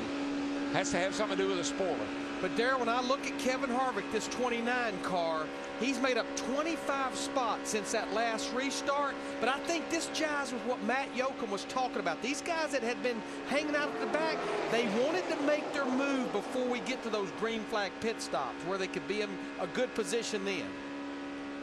We have tied the NASCAR Sprint Cup record for lead changes in one race, 75. And those are just the lead changes at the start-finish line. Denny Hamlin out front and Kevin Harvick trying to get the lead. For not the first time today. Dale Jr. all by himself went down to the bottom, and the Pied Piper picked up a couple. And he's trying to bring that most inside lane to the front with Jamie McMurray and Clint Bowyer. 2 other drivers that's been hanging out at the back all day long. McMurray, the winner here in the fall, the winner of the Daytona 500 in the 1 car, and then Bowyer in that 33, just like his teammate Harvick in the 29. They've been at the back the entire race. I like what Jeff Burton said in our pre-race show. Sure like to have a heart monitor on some of these guys right now, because I'm going to tell you, she's racing. How high does a heart monitor go up? 2 something, as far as I know. Biffle and Johnson from the middle lane pick up Keselowski. And let's check on our leader, Matt. Curtis Markham, Hamlin spotter, just alerted him that the 29 of Harvick was checking up just a little bit to get a little more air into his car. It was running hot. Not to think that Harvick was maybe setting Hamlin up to make a move and dump him and go for the lead. So right now they're just riding until the pit stop. No, and that's another thing, Larry, I was talking about. You ride at the back. Now you get up here with the good guys. Uh-oh, too much tape, running hot. That's something you got to find out before the end of this thing. Now from the pits, we've learned that green flag pit stops should begin in about 2 laps. Well, the window will open then. You can go a little further than that, but that's when that window opens that will get you to the end of this 188-lap race. David Reagan from Unadilla, Georgia, goes to the front. Many have felt that among the 4-car Roush team that Reagan's was the most in need of improvement this year, but he has run enough out front today, a race where he's won in the Nationwide Series, to be a strong contender this afternoon. Well, I think we'll all agree this is a fish or cut bait year for David Reagan in that 6-car. It's also a fish or cut bait moment too, because he's sitting there with a bunch of hungry hounds right behind him.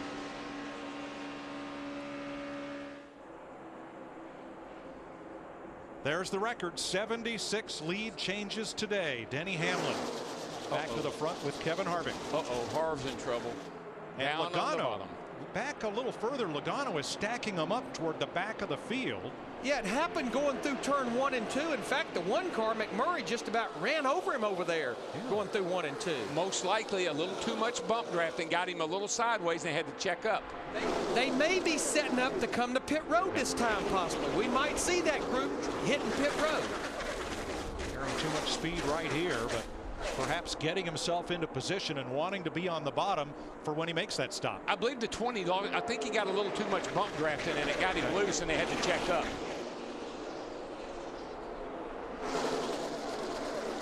As I said earlier, when you get to this point right before pit stops, this is when your car is the hardest to drive.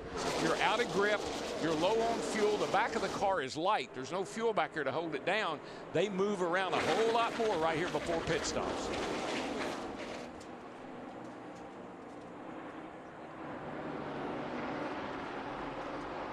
Denny Hamlin continues to pull them around with Reagan in second. A lot of times, Mike, this is when you start to say to yourself, uh-oh, I'm not as good as I thought I was. You know, I thought I had a pretty good car, but all of a sudden, the intensity has picked up, and now I'm not so sure. 145 complete, 43 laps to go. We're coming. We're not coming this time, right? Next time, not this time. Next lap or two, we'll see takers on pit road for sure. But that's where you really have to make your driver understand, and you can't tell him going into turn 3. He needs to know a lap or 2 ahead when he's coming to pit road. I always like to hear pit next time by. Don't leave any doubt in my mind. Just tell me next time by. How about David Reagan? He may be saying lead next time by as he drops to the bottom. Nope, he's coming to the pits. And he is bringing a bunch of them with him. Whoa, man, Junior just about got into the back of Greg Biffle. Now you're supposed to enter pit road single file. That won't be possible. Look what happened to Casey Kane in the 9. Dick, he couldn't get on the pit road. Well, we've seen this before. We saw it last week. Junior heard pit next time by, Darrell. It's what he wanted him to hear just a few moments ago on his radio. 2 tires for Junior. Krista. Greg Biffle is in on the last stop. The 16 took fuel only. This time they are working around on the right side. A slight chassis adjustment for the 16 on this stop. Matt. And the 48 of Jimmy Johnson expected to go right side tires only, topping him off with Sunoco fuel. Waiting on the fuel. Catch cameraman says we are good to go. He's away. You have to wait on that fuel because this could be your last stop of the day. I'm telling you, that's why I would take 4 tires. When I got to fill that thing up with fuel, he sat there long enough to get 2 more tires. Absolutely. It may cost you another second or 2. You'll pull right back up. And here comes everyone else to pit road this time by. So we've had our full cycle of green flag pit stops within 2 laps, Dick. And David Rudiman is in. He has had a terrific run. He has run up front all day. A good pitcher and good being pushed. Steve. Dick, Steve Letarte gave Jeff Gordon the option of running an extra lap. Right sides for Jeff Gordon. Krista? A 4 tire stop for Kyle Busch. 4 tires for the 18. Matt. His teammate, the 11, Mike Ford's call, 4 tires for Denny Hamlin. No chassis adjustment. Meanwhile, Tony Stewart is already away. He went 2 tires only. Big land rush off pit road. coming out of their pits. Near contact between Rudeman and Logano. Didn't see a mark on either car, but it was close. But to Darrell's point, the 18 and 11 took 4, and they came out with everyone that took 2. Exactly. Penalties. Too fast exiting.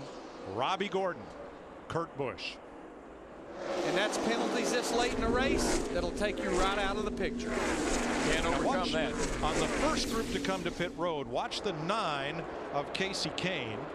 He ducks out of the around the outside of the 19. Oh, here he's back up here. I'm sorry. There he is. Here he is. Comes around Sadler. Now comes to the inside. Figures not going to make the commit cone. We're going to stay out. But he's lost all his speed. Yeah, I just don't think he could get slowed down and make the commitment cone because there was room to make it. We've cycled through, and this is our leaders right here. David Rudeman in the 00. And how about Montoya in that 42? He wants the lead. And who's that pushing him? That would be his teammate, Jamie McMurray. 2 guys that hung out to the back. They went to the back before we completed 1 lap of this race. Remember everybody said, oh, McMurray's got a problem. Don't have a problem anymore. Montoya is the leader. Record 29th different leader, and we still have 40 laps to go in Talladega.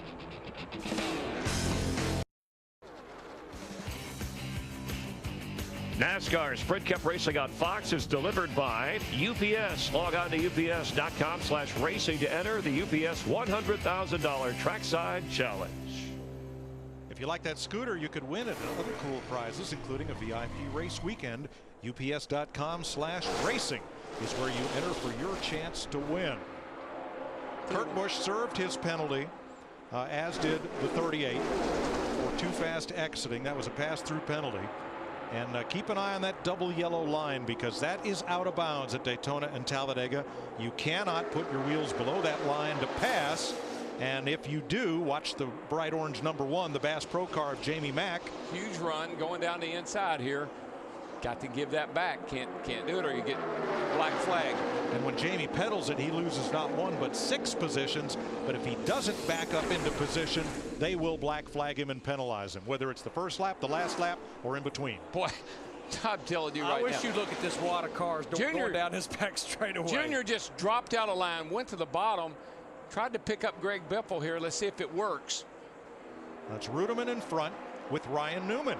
Haven't seen much of Newman today, but there he is in second place. Well, he and his teammate and car owner Tony Stewart in the 14. That's 2 cars. It's kind of hung out the back. And now here with 34 laps to go coming this time, they're back up there at the front. If I was up there with Ryan Newman, I'd be a little bit nervous because he doesn't have very good luck on these restrictor plate races. That's a backup car he's in. But the car pushing Newman is Tony Stewart. They are teammates. They've hooked up in a very tight draft, trying to run down Rudeman with Dale Jr. and Greg Biffle on the outside. And remember, Mike, those teammates can talk to each other. They can talk to each other on their radios and plan some strategy. And I'm not sure that's what didn't happen to the 1 car of McMurray. When he fell back there, his teammate Montoya in the 42 found him, and they pushed him back up toward the front. Well, that cat that had to give those positions back, the 1 car, Jamie McMurray, look how quickly he caught back up to the lead here. Remember, that 1 car is fast. The last 2 restrictor plate races have been won by Jamie McMurray. Especially when that 42's back tucked up under him like that. Montoya, right behind McMurray, has won the Indianapolis 500. He's won the Grand Prix of Monaco in Formula 1. He has not won an oval track race in NASCAR yet. Junior keeps coming, he keeps dropping down. Beautiful. Out of line. He's getting a little group assembled behind him now. In fact, all 3 of those lines are moving right now, but look at those 2 Earnhardt Ganassi teammates, the 1 of McMurray, the 42 of Montoya. You just can't wobble around like that in the corners when somebody's pushing you. That causes a lot of problems. Chip Ganassi, McMurray's car owner, he's won the Indy 500 and now the Daytona 500, joining Roger Penske as the only 2 owners in that category. Well, I've said, Mike, when we come to Daytona and Talladega, we never mention Jamie McMurray. Hardly do we talk about him all day long. Here he sits, going for 3 in a row on restrictor plate tracks. Driving for 2 different teams. Roush Fenway in the fall of last year here, Earnhardt Ganassi at Daytona. The inside line with Elliott Sadler, Jeff Gordon, and Dale Jr. Not quite quick enough at the moment to gain on the front runners. Some of these guys, I got to say this, some of these guys drive like they got no sense, but some of them drive like they got a sixth sense. And Jamie McMurray must have that sixth sense. Because the safest place you can be is exactly where he's at right now. It may not be the place to be on lap 187, but that's the safest place right now. No, because what you can hear is trouble behind you.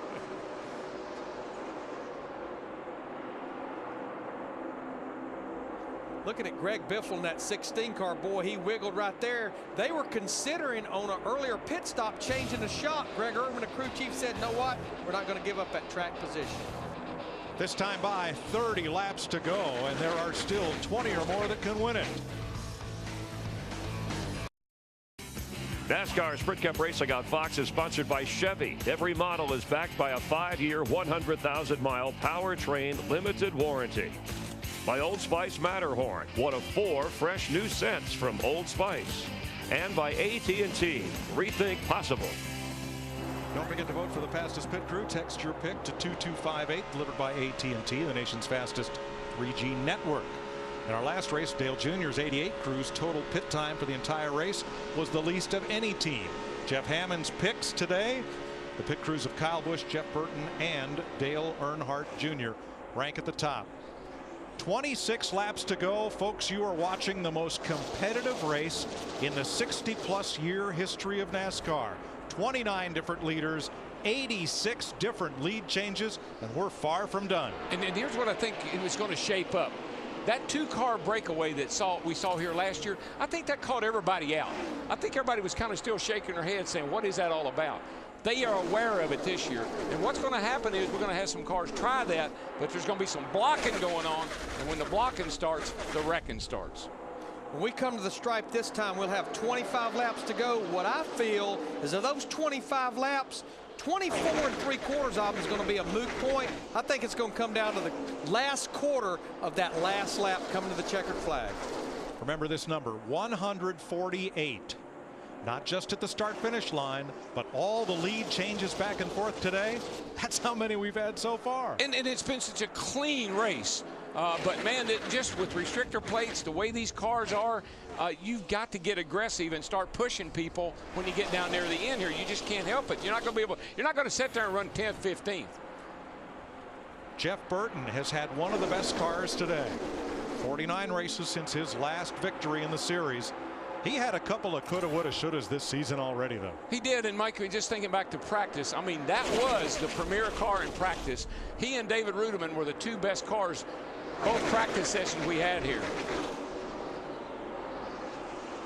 Last time around, Jimmy Johnson dropped to the inside to try to move along with the 11 of Denny Hamlin. And might have got a little too much shove right there. Well, again, what Denny Hamlin did to him, you'll see it here going off into the corner. He hits him right there. That's just about the time the 48 car is making the turn. That's just where we are, though, guys. Right now, we're getting aggressive. He says, "Okay, I'm sorry. I'll push you back to the lead." Will that make up for it? We'll see. Well, that's the only 2 cars on the bottom right now in our top 18, 19 cars. I think you got to get those 2 cars on that high side to make that 2-car breakaway work. When you're in 18th place with 24 laps to go, these become the desperate hours right here. You become very frustrated because you know that time is slipping away, and you know you got to have some help to get up there.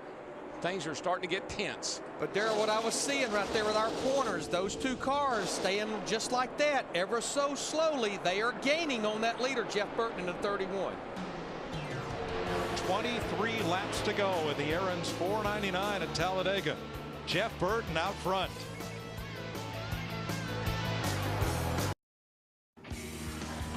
NASCAR Sprint Cup Racing on Fox is sponsored by the new film Iron Man 2. Friday, May 7th, rated PG-13. By Subway Restaurants. Enjoy so many $5 footlong subs all day, every day. Only at Subway. And by Sprint, proud sponsor of the NASCAR Sprint Cup Series. For what may be the first time all day, we've taken a break under green and come back with the same top 10 the way they were running when we last spoke to you. Jeff Burton, Jamie McMurray, Montoya, Biffle, and Reagan, the front 5. Most everybody staying in line. And they just lapped Casey Kane. Remember the miscue entering pit road? That dearly cost Casey. He lost his momentum, had to pit by himself, and couldn't catch back up with the draft. He's just gone a lap down. We just quit playing offense, and now we're playing defense. We're thinking the same thing. To me, this is like the 2-minute warning. Yes, sir. Of a very close football game. We're going to breathe for a second and regroup. What are they thinking in the middle of that draft? How about Jeff Gordon in 11th place? Tell that 43, if we're nose to tail, I'm his best friend. Back that up to me, we will go up there. 10-4, that's fine.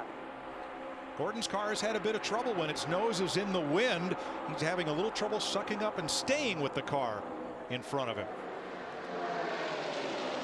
Dick Berggren.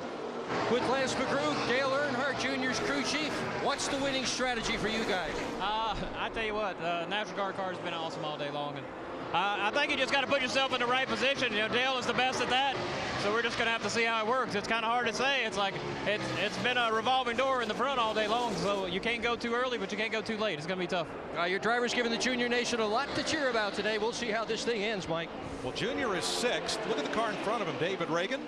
6th is where Reagan was running with 1 lap to go when he scored his nationwide win here a year ago. Remember what Junior said a little earlier about them tires? I don't need no stinking tires. Tires don't mean nothing. He don't need no stinking help either, because he's going to get up there. All right, one more break, and then we'll take you to the checkered flag at Talladega. 18 laps to go. Jeff Burton still leads. Our priority is to get the... Jeff Burton leads a 7-car breakaway with 14 laps to go. The reason this pack has fallen back was a battle between Casey Kane and Kurt Busch to be in the free pass position should a caution can't come out. There was contact between the two. There was a lot of shuffling. Busch is now at the back of that pack. Kane is the first car 1 lap down, but it really split the field in 2. Now watch the 43 Allmendinger. He and Casey Kane are teammates. Allmendinger trying to help his teammate. See what happens here. And remember what Jeff Gordon said. Tell the 43 I'll go with him, and he is right now giving him a good shove. And that did not work to the advantage of Kurt Busch, nor to the rest of those lead lap cars who have kind of lost touch with the race leaders. But with 13 laps to go, can this all become one big pack again? I think there's no question. All it's going to take. Oh, we got Bobby Labonte in the 71 car. Caution. There's the caution. Now it's going to get interesting. Hang on. Poor old Jeff Burton is saying, oh no. Why'd that have to happen? Burton, McMurray, Montoya, Biffle, Reagan, Dale Earnhardt Jr., Brian Vickers, Jimmy Johnson, Allmendinger, and Denny Hamlin are the top 10 as the caution comes out. 5th one today with 12 laps to go. Bobby Labonte drafting along. Looks like somebody may have gotten into him and turned him around. I think it may have been David Rudiman. It is. That's a roughing the passer penalty right there. You just think about it, though. We talked about it at the top of the show. Our FedEx understanding the race. I know this is a little bit outside of 10 to go, but we always get that last caution, roughly 10 to go. And as I mentioned also, that's been the pattern of every race in 2010. And that intramural battle that was going on to be the free pass car is resolved in favor of Casey Kane. He'll be back on the lead lap and get to pit with the lap down cars. Anybody who takes the wave around cannot pit. So a big advantage for Kane, this caution flag. And so Kane was a potential loser, and now he's a potential winner. Now we know everyone can make it on fuel. We knew that when they made that green flag pit stop. I think we'll see a mixed bag of strategy here because this is not Texas, it's not Phoenix, it's not Martinsville, it's Talladega. You heard Dale Earnhardt Jr. say tires. I'm not worried about my tires, but I think you'll see a mixed bag here. One thing, dump as much fuel as you can into that car. It gets that rear spoiler out of the air, makes it go faster, but I think you need tires to go with that. Yeah, I think this is going to be interesting to see what these guys decide to do. McMurray staying out. Burton's coming in. Dick. And Junior's coming in as well. He had only enough fuel for 1 green-white checker. Lance McGrew, his crew chief, thought there would be more. So they're pitting, and his teammates are pitting as well. Steve. Jeff Burton pitted because he started to run hot water temperature, 240 degrees. They're going to clean the grill and right sides only. Matt. The 11 of Denny Hamlin is in. Just a splash of fuel for insurance in case we go into overtime with a green-white checker. The same for Mark Martin in the 5 and Tony Stewart in the 14. The Ganassi cars stayed out at the front of the pack, McMurray and Montoya, and so did the Roush Fenway cars. And this is going to be really interesting. Yeah, it looks like right now our top 9 cars stayed out. As you mentioned, McMurray, Montoya, Biffle, Reagan, Allmendinger, Harvick. Here we are talking about Carl Edwards now, back in 7th position, David Rudiman, Mike Bliss. We'll be back for the restart. There's 11 laps to go. Jamie McMurray leads teammate Juan Pablo Montoya with 10 laps to go at Talladega. A record-setting race. More leaders, more lead changes than in any race in the history of NASCAR. And one of the guys who was a leader after he spun out here, Denny Hamlin, who came in as one of NASCAR's hottest drivers, bringing out a caution, did work his way back to the top of the pack. He's currently running in the top 10. Kind of Regan Smith here, one engine problem today with the 78 car. He loses it in like 102. One of the 87 different lead changes we saw as he fell out of the picture. And then the closest we've came, we haven't had the big one, Jeff Hammond, but we did have kind of a mediocre mess here with 8 cars. Yeah, we had 8 cars involved here. You see the 36 car get turned by the 18. And with 13 laps to go, the caution coming out as Labonte bringing that out with Burton leading McMurray and Montoya. And now that has reshuffled the deck here under caution as we're getting ready to go. Darrell, Larry, and Mike. Thanks, Chris. 10 laps to go, 9 when they get back to the green flag. I like a full tank and 4 tires because you just don't know how many of these green-white checker overdrive attempts we could have. We could have up to 3. Well, I like the fuel because, as Larry pointed out, it gets the back of the car down a little bit, give you a little bit more speed. And I don't care where I am on this restart. I'd rather be coming up through the field, getting the big suck off the draft, than I had to be sitting up front, stalled out. I'd say this is not our last restart either. I think that's a safe statement. No, we were. Ganassi teammates up front, McMurray, Montoya. Teammates Reagan and Biffle, row 2. Harvick and Allmendinger. Edwards and Rudiman. Bliss and Hamlin. Sadler and Vickers. Green flag with 9 to go. And I want you to look at the front of the field. These are people that we have not really talked about very much all day long. Been laying back. Strategy might just pay off. Now, what was interesting, McMurray in the 1 with Biffle in the 16 behind him, took it up high through 1 and 2, trying to get the momentum. Remember, with this carburetor restrictor plate, it takes about a lap to get that engine wound up. McMurray might have been hoping to come up in front of his teammate Montoya because there are no teammates working together at the front of this pack right now. Plenty of time to sort that out, however. Yeah, well, right now you're singing that song. I'm a wishing and I'm a hoping, and I'm a planning and I'm a praying. That caution was a huge break for a lot of guys that had lost the draft. Who brushed the wall there? Looked like Biffle might have brushed it a little bit.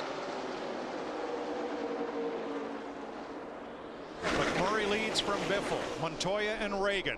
And Mr. Where did he come from in 5th place? Kevin Harvick. Don't count him out. If you're in the front of this field, you want to stay just like this. If you're about 10th or 12th on back, you want to get down there and start digging up that inside with somebody. And here they come on the bottom. That's Stewart leading the inside row. Tony Stewart with Dale Jr. Familiar drafting partners from every time we go to Daytona. The 14 and the 88 just seem to find each other and hook up. And what's interesting about that 88 car tucked up behind that 14, Dick Bergman was telling me under that caution, Dale Earnhardt Jr. asked his crew chief, Lance McGrew, how hot can I get this engine? How long can I stay tucked up behind the car? I think the thing that you got to be able to do, though, is you got to be able to sit here and wait just a little bit longer if you're in that outside line. Whoa! Yep. Biffle tried to force his way into the outside around the McMurray in the 1, but didn't quite make it. But look at that. Dale Jr. in the 88 pushing Tony Stewart in the 14 to the lead. That outside line is going to prevail. I'm telling you, there's so many of them out there, and you're down on that bottom by yourself. But can they run that tightly packed together for 6.5 more laps, or is something going to have to give? Boy, Jeff Gordon in the 24 just got forced all the way down on the apron. He's going to really slide back. Car right there just got knocked out of line, lost his momentum.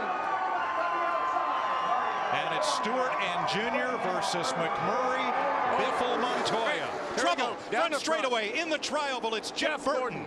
Jeff Gordon and Scott Speed. Something was going on with that group back there. There was a couple of them falling backwards when they went through 3 and 4. Caution's out with 6 laps to go. And there is perhaps the best car here coming into this race. Jeff Burton will not win. Mike, now, something happened with Jeff Gordon. Let's watch out. Oh boy. Left front. He's got a lot of damage. But let's take a look at, here we are going down the back. Here, right in here. Here's Jeff Burton going right there. He and Jeff Gordon. And you see Gordon gets down on the apron. Jimmy Johnson crowded 24 Jeff Gordon down on the apron. That backed everybody up. And you see the 48 car really backing up. Yeah, they both lost their momentum. They just lost their momentum. And then look, Mike Bliss in the 09 car tried to make it 4 wide on the exit of turn 4 into the trioval, and there just was nowhere for these guys to go. Once you lose your momentum, it just backs everything up until somebody runs over somebody. And Bliss had to be afraid to lift, because in this situation, lifters are losers. You want to try to maintain that momentum, but Burton just shut him off. Yeah, he did. Not intending to. No, Burton kind of got shoved up there, if you will, and Mike Bliss in the 09 had nowhere to go. And then the 24 car had nowhere to go as Jeff Burton in the 31 was coming across. Good look. Here's a good shot of the whole thing. Casey Kane, the 9 was involved. Scott Speed, the 82. Bam. Nowhere for Gordon to go. Jeff Burton, Jeff Gordon, Scott Speed become the victims as this white knuckle restrictor plate racing claims 3 more cars. Looking back from Jimmy Johnson.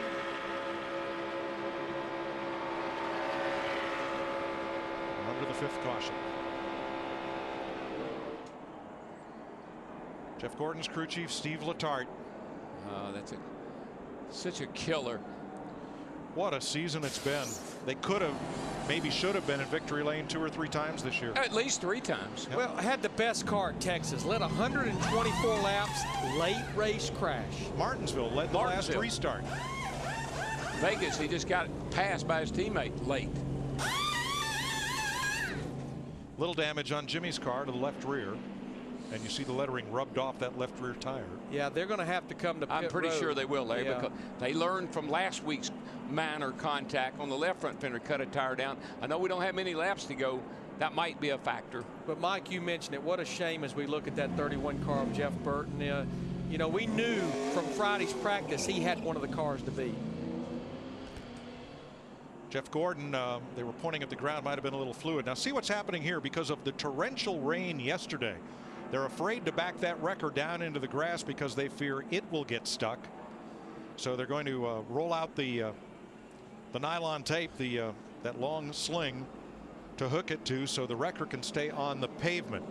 We're 5 laps to go, and we're almost certainly going to go into overdrive here unless they stop the cars, which with the green-white checker 3 times rule, they would not have to do. No, they don't have to do that. They're going to ratchet this car out of here, and we might get back to green flag racing with 3 to go. Yeah, there's cable from the wrecker on back to that nylon tow strap, and a little bit of a debris field down here.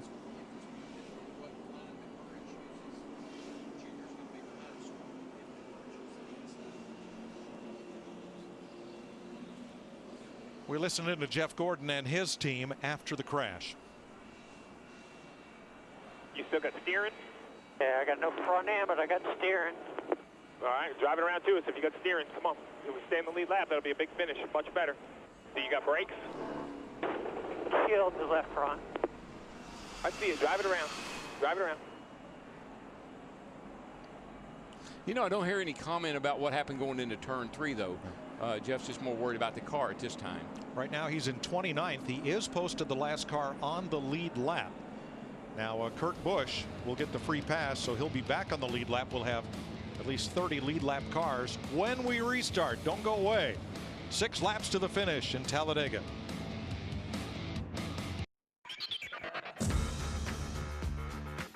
Green, green, green. 30 31 car is fast, man. But you're getting a shove inside lane, 3 wide. And you're really doing a good job, man. Inside, no help. Oh, you got a lot of help. 100% my fault. I mean, I ran into the backup, but... Thanks, Kyle. Jack Roush's hats on the track. 4 laps to go in Talladega. We're under caution. Pit road is open, and so far, no takers. Jamie McMurray still has 312 miles to race when this one's over. He's driving for Dale Jr. in the nationwide race. Now a few takers toward the tail end of the line, including Jimmy Johnson, come to pit lane. Yeah, he's got to fix that quarter panel. I think there's a more rub there than he wants to have to deal with. Saw Casey Kane. He got some damage in that wreck as well in that 9 car. Matt? Mike, Jimmy was complaining about some smoke inside the cockpit because of the tire rub, so they're going to take that left rear off, pound out that quarter panel, try to repair the cosmetic damage as much as possible before we get ready. The right side looks good. That gives a thumb up to Chad Canals. A little more work, and 48 will be back out on the track. As far as the 1 car on fuel, they've got about 4 gallons is what they're saying to their driver. Should be plenty. Casey Kane also stopped under this caution. Now 11 drivers are doing double duty, including McMurray. They'll run the second half of the doubleheader because of yesterday's rainout. And a very thoughtful story on a great website, NASCARinsiders.com, said don't forget, not just drivers, but a lot of these pit crews will pit both races, and quite a number of the spotters will also work the doubleheader today. So going to be a long day for a lot of them. And think about the fans that got here early this morning. I mean, they're gonna be sitting in these seats all day long. I don't think I've seen them sit down yet. We're gonna be using these seats. 4 laps to go. Yeah, this will be our first attempt at a green-white checkered because it's now sitting on 2 laps to go in the scheduled length, but we have not received the 1 to go. So this will be the first attempt. Now it looks like McMurray is down on the apron there, Larry, just to be safe, because a lot of times when you're low on fuel, you come to take the green flag and you start the engine a little bit while you're up on the banking. So he's just keeping the fuel supply to the engine nice and steady. Yeah, because most of our guys up there like McMurray, Stewart, Biffle, Earnhardt, Montoya, Reagan, Harvick, Rudeman, those guys have not been to pit road since they made those green flag stops way back there. Larry, why do crew chiefs never have any hair? I do not understand that. It might have something to do with the drivers we work with. Getting ready for overdrive and the first green-white checker here at Talladega. If you like Talladega, you'll love Richmond next Saturday night. We are ready to rumble in Richmond. In the nighttime, that's the right time. This is going to be fun. That's what you call short track racing.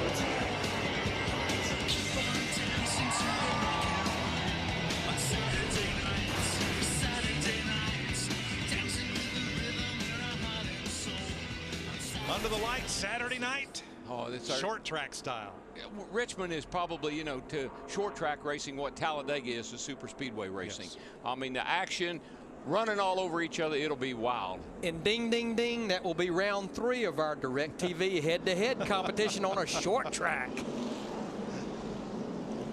Point bracket is so busted. All right. Who do you like? Now, a lot's going to depend on where McMurray lines up. It looks like he has taken the inside.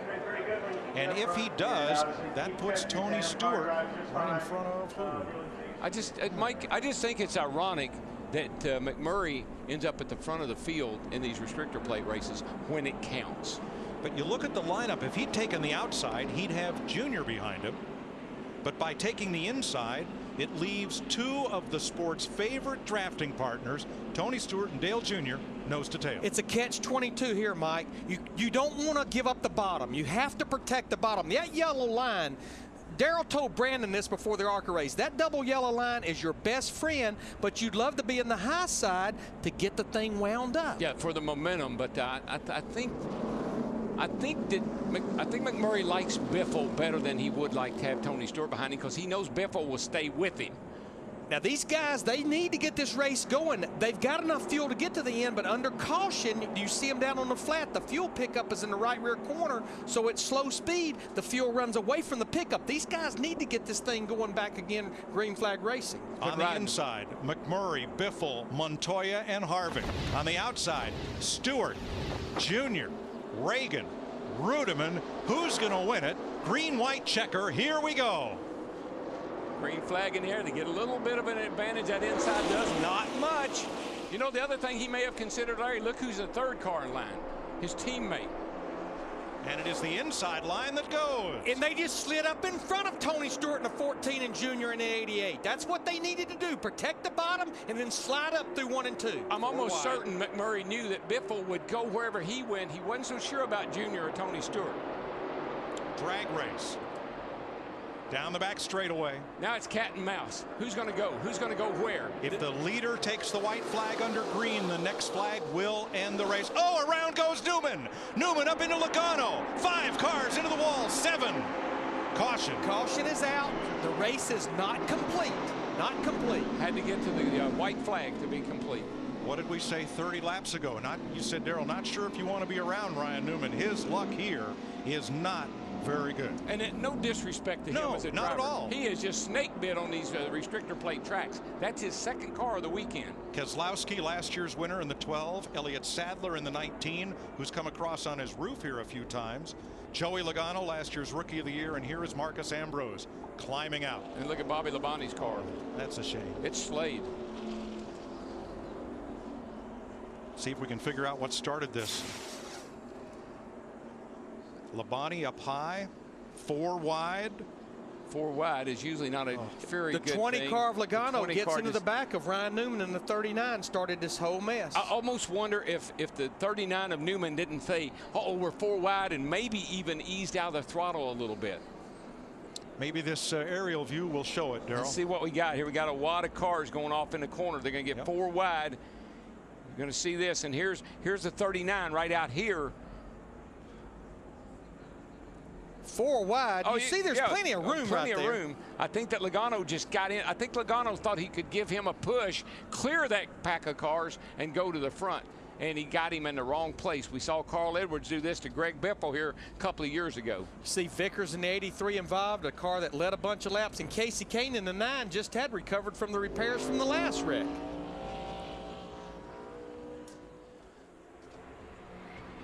Tell you what, that's a hard lick on some of those cars. So many times, you know, we kind of slow things down so we can see what the fans at home and everybody can see what's going on. When it's real time, it's real violent. Riding with Jimmy Johnson. Front of you, spin in front of you, spin in front of you, spin in front of you, spin in front of you. Stay to the bottom, stay to the bottom. That man was lucky. Clear. All right, it's reported that all drivers are out of their cars and are okay. Let's get out of Greg Biffle's pit. Krista. Little bit of panic down here in the 16. You see Greg Irwin up on the pit box shaking his head. That's because they are very close on fuel. If NASCAR chooses, while they clean up the debris, to run these laps under caution, Biffle could run out. They actually have the fuel cans ready in the 16 just in case they have to come in, which would be detrimental and devastating if they have to come in for fuel. Okay, you know, I always say I can't live in the what if. I gotta deal with what I know, and the what if here would be, what if we have more than one green white checkered? That's what's happened to the 16 team. So the second place car is low on fuel. What about the leader, Matt? And catching up with Kevin Bonomania. Now the computer says you should be good, but going back over your numbers, are you still good? Well, Gary Putnam does a great job with the pencil and paper, and Randall does a good job with the computer. So. We're going to be close, that's for sure. You know, it just depends on how long this caution lasts. Hopefully they red flag it. Jamie said there's several cars back there and a lot of debris. So, you know, this reminds me a lot like the fall Talladega race, and we had enough gas to make it there. And, you know, we got in a wreck on the last lap. So it's been a fairly eventful Talladega race. So, you know, we'll just wait and see what happens here. I'm just proud of the whole team. We've run up front and got our sponsor Johnny Morris here, and just hopefully it'll finish out the correct way. Trying to make it back-to-back Talladega wins for Jamie McMurray and get this one car a Talladega win as well. Thanks, Matt. Let's have another look, Darrell, and take a look at Ryan Newman and Joey Logano as we work through this here, the 39 and the 20. Yeah, they come here. They come into the corner. You can see them up here high, and I guess that Logano in the 20, this orange car right here, I'm guessing he got into the back of the 39. But daggone if it didn't look like the 39 was kicking up a lot of dust and getting mighty loose before they made contact. The back of his car definitely looked yawed out before they even turned into that corner. So I'm not so sure. I wouldn't want to place any blame on Joey Logano in the 20 car right there until I saw that more and hear from the drivers. But you know, Mike, just to follow up on talking to Kevin Mannion, right now, as we are still under caution, it doesn't look like we're going to get the one to go. We've actually got 4 cars that should be very close on fuel. 4 of our top 5, which would include McMurray in the 1, Biffle in the 16, Montoya in the 42, and Kevin Harvick in the 29. But Krista, what is Brian Patty saying about that 42 car? Yeah, we're in the 42 pit with crew chief Brian Patty. Okay, we know that Biffle is close. Your teammate McMurray, they think they're okay. But the question is, what about you? I would say if our teammates said they think they're okay, then I'll say I'll think we're okay. Same motors, same cars, same setups. It's going to be interesting. It's crazy that it's come down to this, but you know, that's what the fans wanted. How close are you on fuel? I'm not going to disclose that information. That's what I thought. Thanks, Brian. You know why? He has no idea. That's right. I would like to tell you, but I don't know. You know, when you get stopped for speeding and the cop says, how fast were you going? Gosh, I'm just not sure. Well, here's one reason it's so hard to figure fuel mileage, Mike. You have all these programs to figure it. All these guys were on pit road about 146 to lap 147. When you're in the draft, you're getting better fuel mileage. These cautions, it's kind of a 2-to-1 ratio, 2 caution laps to 1 green flag ratio. You don't know how much fuel you were using when your car was in the draft. Probably the biggest problem, Larry, is the element of surprise here. I don't think anybody expected to go 2 green-white checkers, so you didn't tell your driver to save fuel. You probably told him, get on up there and get the job done. They didn't watch my opening earlier in the day when I said I had thought we had a chance of going 3 green-white checkers. Robbie Gordon gets the free pass. And we'll be back on the lead lap. And we saw Logano's car being pushed to the garage and Jeff Burton's car under repair. He may get back into the race. We're not done yet, folks. Stay with us.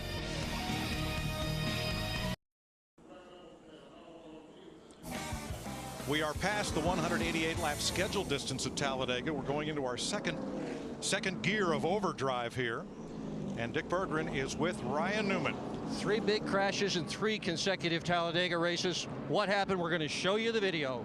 I know, I just got hit from behind. I think the 20 hit me. I had to run on the outside. We were 4 wide, and it just kept hitting me, and just turned me around. I mean, it's just the way it works. I mean, I would have done the same thing to him. We all never lifted coming up to turn 3. So, I mean, it was going to happen. It's just a matter of who it was and where it happened. So, got to thank Office Depot for jumping on and sponsoring us for this race, and Haas Automation. But it's Talladega Racing. What do you say? Or Talladega. You can't even say Talladega Racing.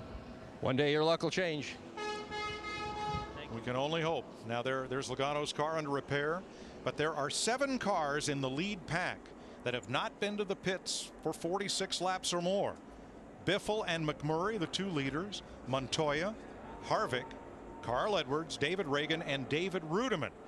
These are the drivers. Here is the lead as they go, and you can see that Tony Stewart's okay. Dale Jr., Denny Hamlin, Martin Truex, and Kyle Busch should have enough fuel. And what you've got to watch here on this restart, I talked about the fuel pickup being in the right rear of the fuel cell, that the fuel has not run away, and these things hesitate when they go to get up to speed. Yeah, because the guy behind you, he's not going to hesitate. No, sir. It'll be wide open. So this is sort of like that nightmare that these crew chiefs have to live every week now with the 3 attempts at a green-white checker. Do I have enough for 3 of those? I like the strategy as I heard it discussed this week. The crew chief has to plan for 3 restarts. The driver has to plan like the next one is the only one. Let's make sure we explain the green-white checkered procedure. Once the leader takes the white flag, no matter what, we then have a race. We have a race in the books. Right. As long as the leader takes the white flag under the green flag, the next flag, checkers or wreckers, ends the race. And the field would be frozen at that point and video used to determine the order to finish if they don't make it around to the checkered flag before the caution waves. And the record book will show that you ran out of fuel. It won't show. It won't necessarily show why. Pace car is in. Jamie Mack with his teammate Montoya right behind him, and then Harvick and Hamlin, and on the outside Biffle, Stewart, Dale Jr. and Truex. That's a strong outside line there, or inside line if they got enough fuel. Green flag. Short shift it, man. Get it into high gear as soon as you can. That'll save a little bit. Greg Biffle in the 16 looked like he wanted to tuck in front. Wow. Kevin Harvick in the 29. He couldn't get down there. No. Made an evasive move to the outside. That Junior backed everybody up. Biffle's in trouble. I think Biffle is out of gas in the 16 car. Yeah, he's one of those cars there that could not get up to speed. Looks like he's here comes Junior to the outside. Everybody else to the inside, and around goes Jimmy. 48. And Biffle, yellow flag is out. We still don't have a race, boys. That is not what those guys at the front wanted to see, though. This is really going to make it tough on them. They just about got to come to pit road now. I just don't see how you can stay out there and run a couple more caution laps and have enough to finish the race. So here comes Jamie McMurray around to what would have been the white flag, but since it is yellow, we will have one more attempt to finish this race under green. And you know why they'll come to pit road? Because everybody's got to come to pit road. No, those guys like Tony Stewart and that group, Denny Hamlin, will not have to, Darrell. Enough guys that got to come to pit road that it might be all right. There they are right there. Jimmy Johnson in the 48 on the inside, Biffle in the 16. It looked like he just could not get going. And then Jimmy Johnson tries to jump up in front of him, but did not have him clear. He just wasn't clear. That's it. Pretty hard contact to that inside wall. Yeah, Biffle was in trouble from the get-go. He just couldn't get up to speed. All right, the free pass will be Jeff Gordon. There's a free pass car on every caution flag all the way to the finish. Here's another look. Yeah, I mean, Biffle really and truly never moved there. If anything, Biffle may have moved up a little bit.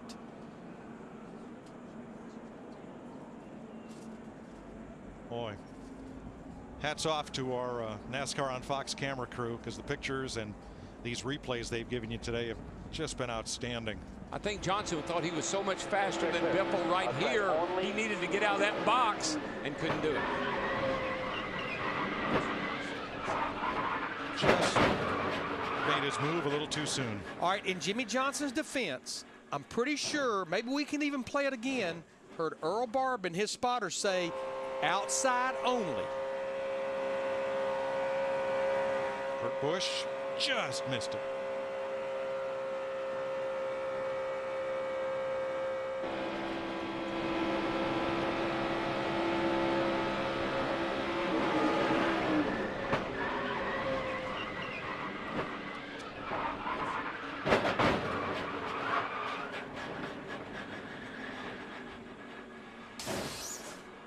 Wow. And Jimmy Johnson, who came in here as the point leader, will go off on the hook. And according to the positions of the moment, he would retain the point lead by 64 over Kevin Harvick. Greg Biffle might slip to third depending on how many positions he can regain when we restart. Well, our little group at the front, they look like they're going to wait it out. I think I'd have had to come. If I had any doubt, the way things are going, not so sure I wouldn't have come. Still 24. It'll be 25 lead lap cars with Jeff Gordon added. He is the free pass car. And now 6 with Biffle pitting. There are 6 drivers at risk of running out of fuel. McMurray, Montoya, and Harvick, the 3 leaders, plus Carl Edwards, David Rudiman, and David Reagan. I think we'll see Kevin Harvick come to pit road because we're getting a report he thinks he has a left front flat. I think we've got that audio that we just heard on the 48 car spotter.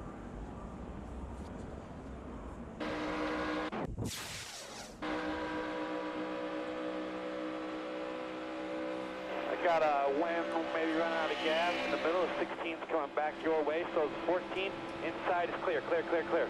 Outside only, outside only. Darrell, my lingo, outside only, means the outside is the only line that's clear. Yeah, well, I heard him say inside. You know, he's inside clear. I'm not sure about that outside only comment. I'm not sure where that came from. Here's a look from overhead, and clear. You know, the outside was not quite clear. Jimmy was trying to move to the outside to clear the car directly in front of him, and Greg Biffle was there.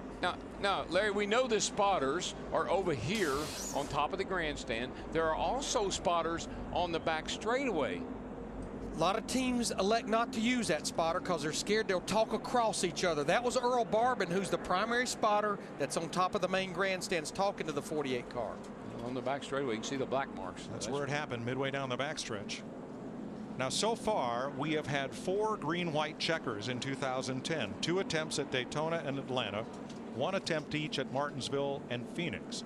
This will be the first time since the new rule was instituted that we will have 3 tries at green-white checker. What many people were talking about coming into Talladega, they thought might happen, has come to pass. That man leading the race at Daytona never led a lap in the 500-mile segment of the race. He led in the overtime segment of the race. Here he is again today, hoping he's got enough fuel. Kevin Harvick, the 29 car, he's going to ride this thing out. He elected not to come to pit road, thinking maybe he's got a left front tire in trouble. They're thinking maybe if we could just make 1 lap. 2.66 miles. We can just go around here 1 time. The first 3 cars, McMurray, Montoya, and Harvick, by now, Larry, have got to be on fumes. Oh, they've got to be. You know, the only question would be how much fuel they've been conserving under caution. Here's some audio from Montoya's team. We're not pitting. I'll run the son of a gun out of gas. I'm with you. Don't worry about that. Just keep doing the on-offs, okay? Best you can. This will be quicker. Juan Montoya has won on the road course in NASCAR. Brian Patty is crew chief. I like the way he is a gambler. He will go for it. Montoya has not won on an oval track in NASCAR. This would be a huge victory for the Colombian. He's won the Indy 500. He's won the Grand Prix of Monaco. This would rank right up there. If I remember correctly, it was fuel mileage that won him that race at Sonoma. And you know, guys in the top 5 that we think are in good shape, we talked about him a lot, is Denny Hamlin, that 11 car, but another car stayed at the back of the pack, out of trouble, Martin Truex Jr. in that 56 Napa car. We're riding with him right here, sitting in 5th. We know he's in good shape as far as fuel. Had a good top, 6th, I think he finished at Daytona in the Daytona 500, and here he is. So here's the situation. The green flag will restart the race. The next flag ends it. This is the 3rd and final attempt at a green-white checker. This time, Montoya has Harvick, one of the best closers in the business on a super speedway, on his back bumper. Montoya has Hamlin pushing. Here we go for the final time. Looks like you're going to have teammates side by side going through turn 1 and 2. Harvick in the 29 pushing McMurray. 42 getting a push by Denny Hamlin in the outside, side by side. It's whichever line back here where you see the 56 coming. If he goes with the 29, that will push them ahead of the 42 Montoya and the 11, but he's got to get there, and he's not getting there. And Dale Jr. did not keep pace with Martin Truex. He's fallen back a bit. He will not be among those who will settle this for the win. Boy, they are. This is a roadblock now, even when you get there. Where are you going to go? Look at the run. Truex is getting in the 56 with the push from Kyle Busch in the 18. White flag this time. Can Montoya and Hamlin do the 2x2 tango, or will Harvick shove McMurray to victory lane? White flag in the wind. 1 lap to go.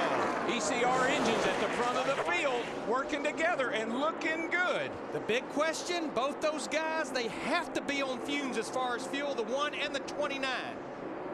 I don't like that. There's a little bit nervous getting a big lead out here. You got to be careful, but with these guys 2 by 2 behind them, it might work. Staying to the inside, the 2 leaders have no drafting help, but they are scooting away from the pack. 3 corners to go. Now Harvick, he'll keep pushing him, and he'll get over here to the tri-oval, try to make the slingshot on him. As soon as he knows that he doesn't have to worry about that 3rd place car of Montoya, he probably will try to make a move, although I don't know if it'll do him any good or not. Last chance through the tri-oval. Here he comes. Here they come. Harvick! It's Harvick! He got him! He timed it perfect! He got him! Where did he come from?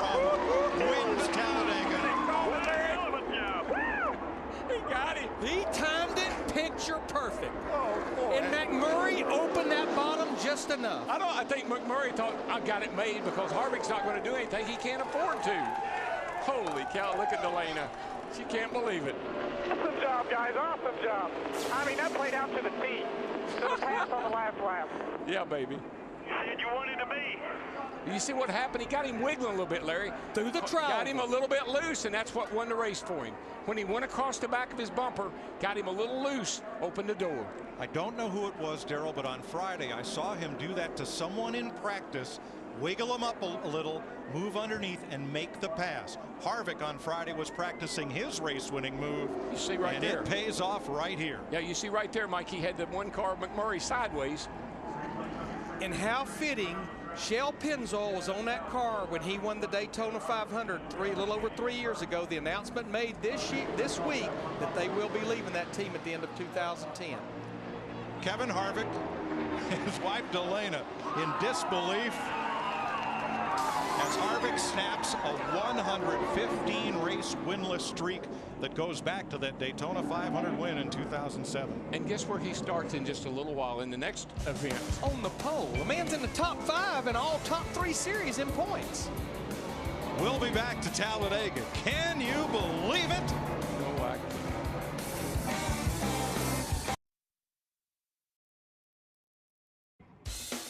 Promotional considerations provided by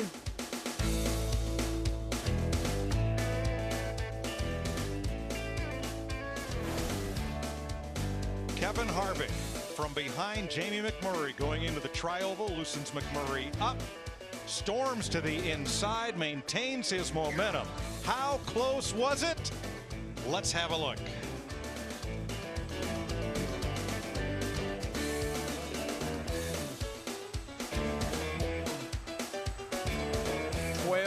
One-thousandths of a second. I believe I had to whack him one time, see if I could slow him down coming to the line. Chris Devota's in victory lane with Kevin Harvick.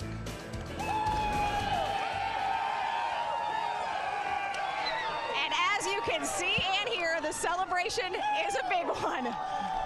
It's been over 3 years since a points win. It was on a plate track. Choices and chances. That's what this race is all about. You made the choice to take a chance. Walk us through that last move. Yeah, I tell you what, I mean, everything just really played out perfect for us today. We had a plan to ride in the back, wait till 50 laps to go, and then really push forward after that. So just this Impala was great.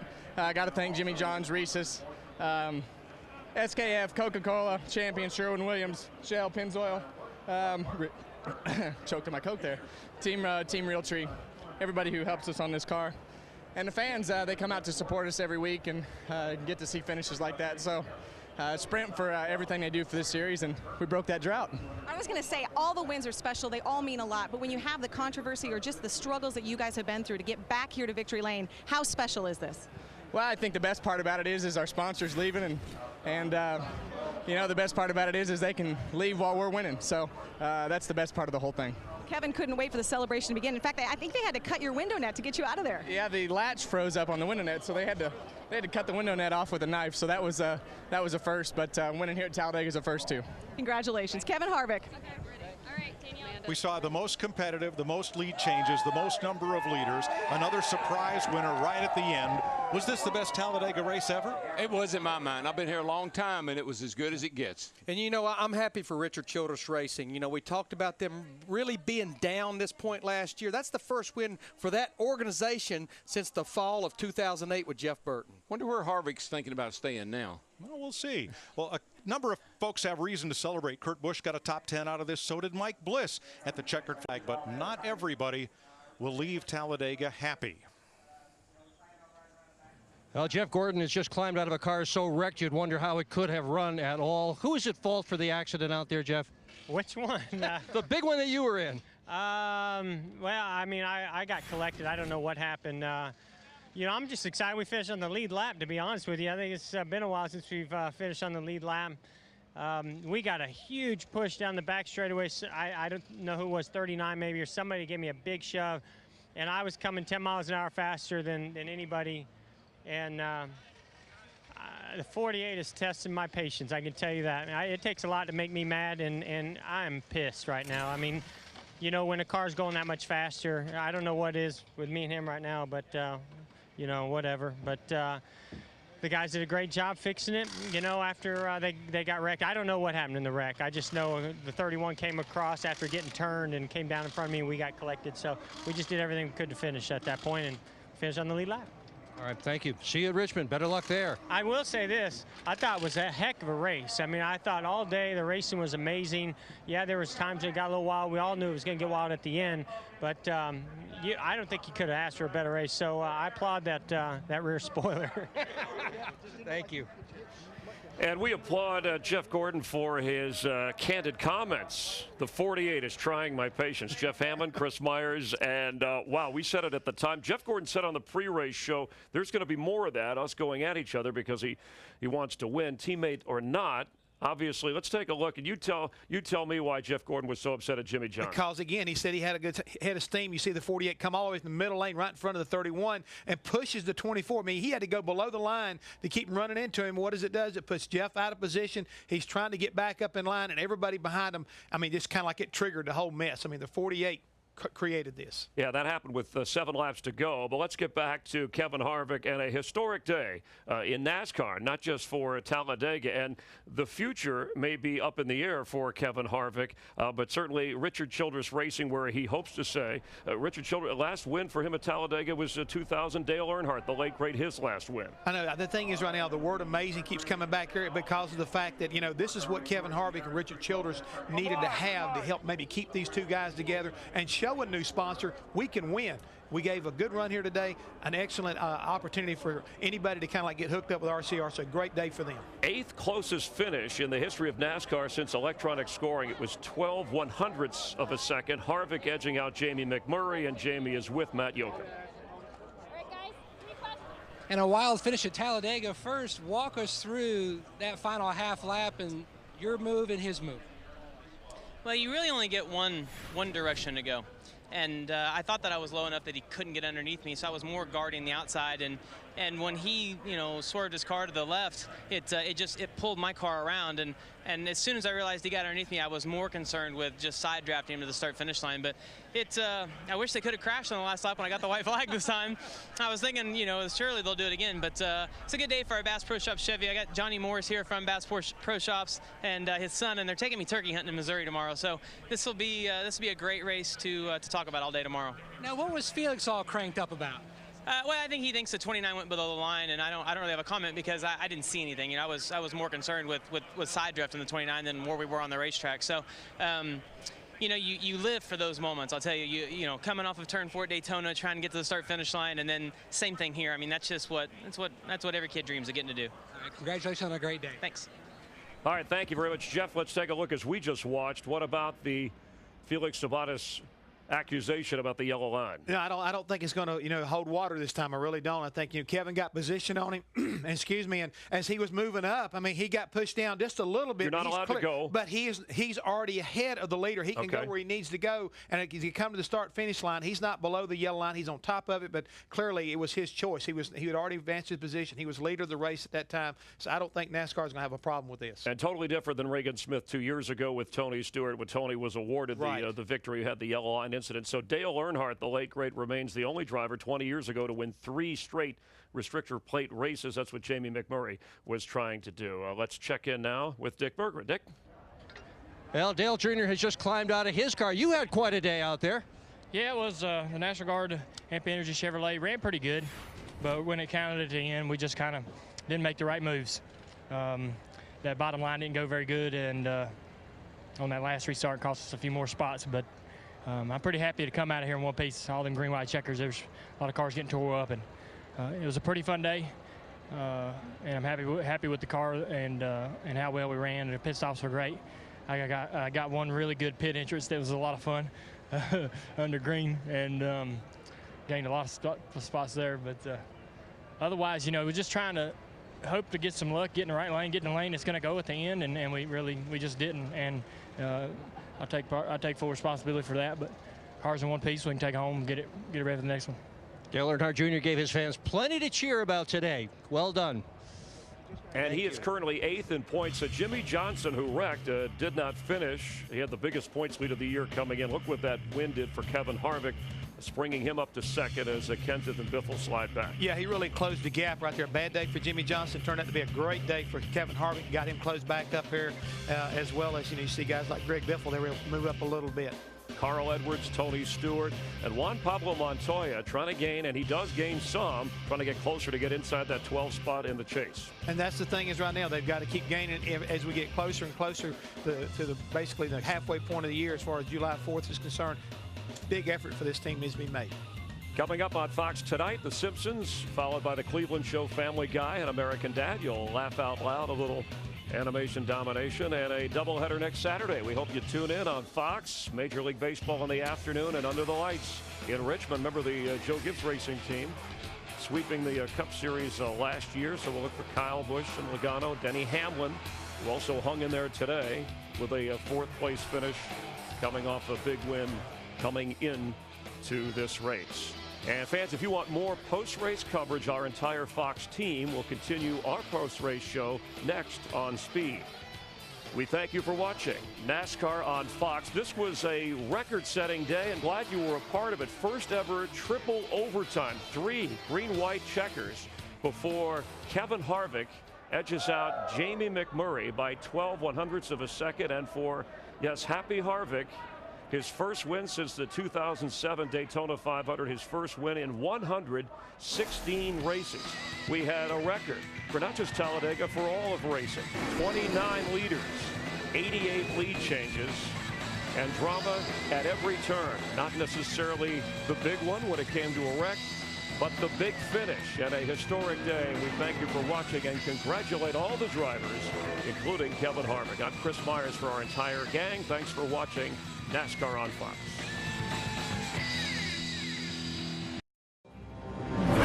Welcome to the show. Fiberglass Boomtown, Mecca for the V8 faithful. Pilgrims, diehards, gearheads, zealots. A multitude of fans bound together by a ribbon of asphalt. Celebrating as one the triumph of speed and the escape from everything routine. If you've never been, check your expectations at the gate. Everything else is just a game.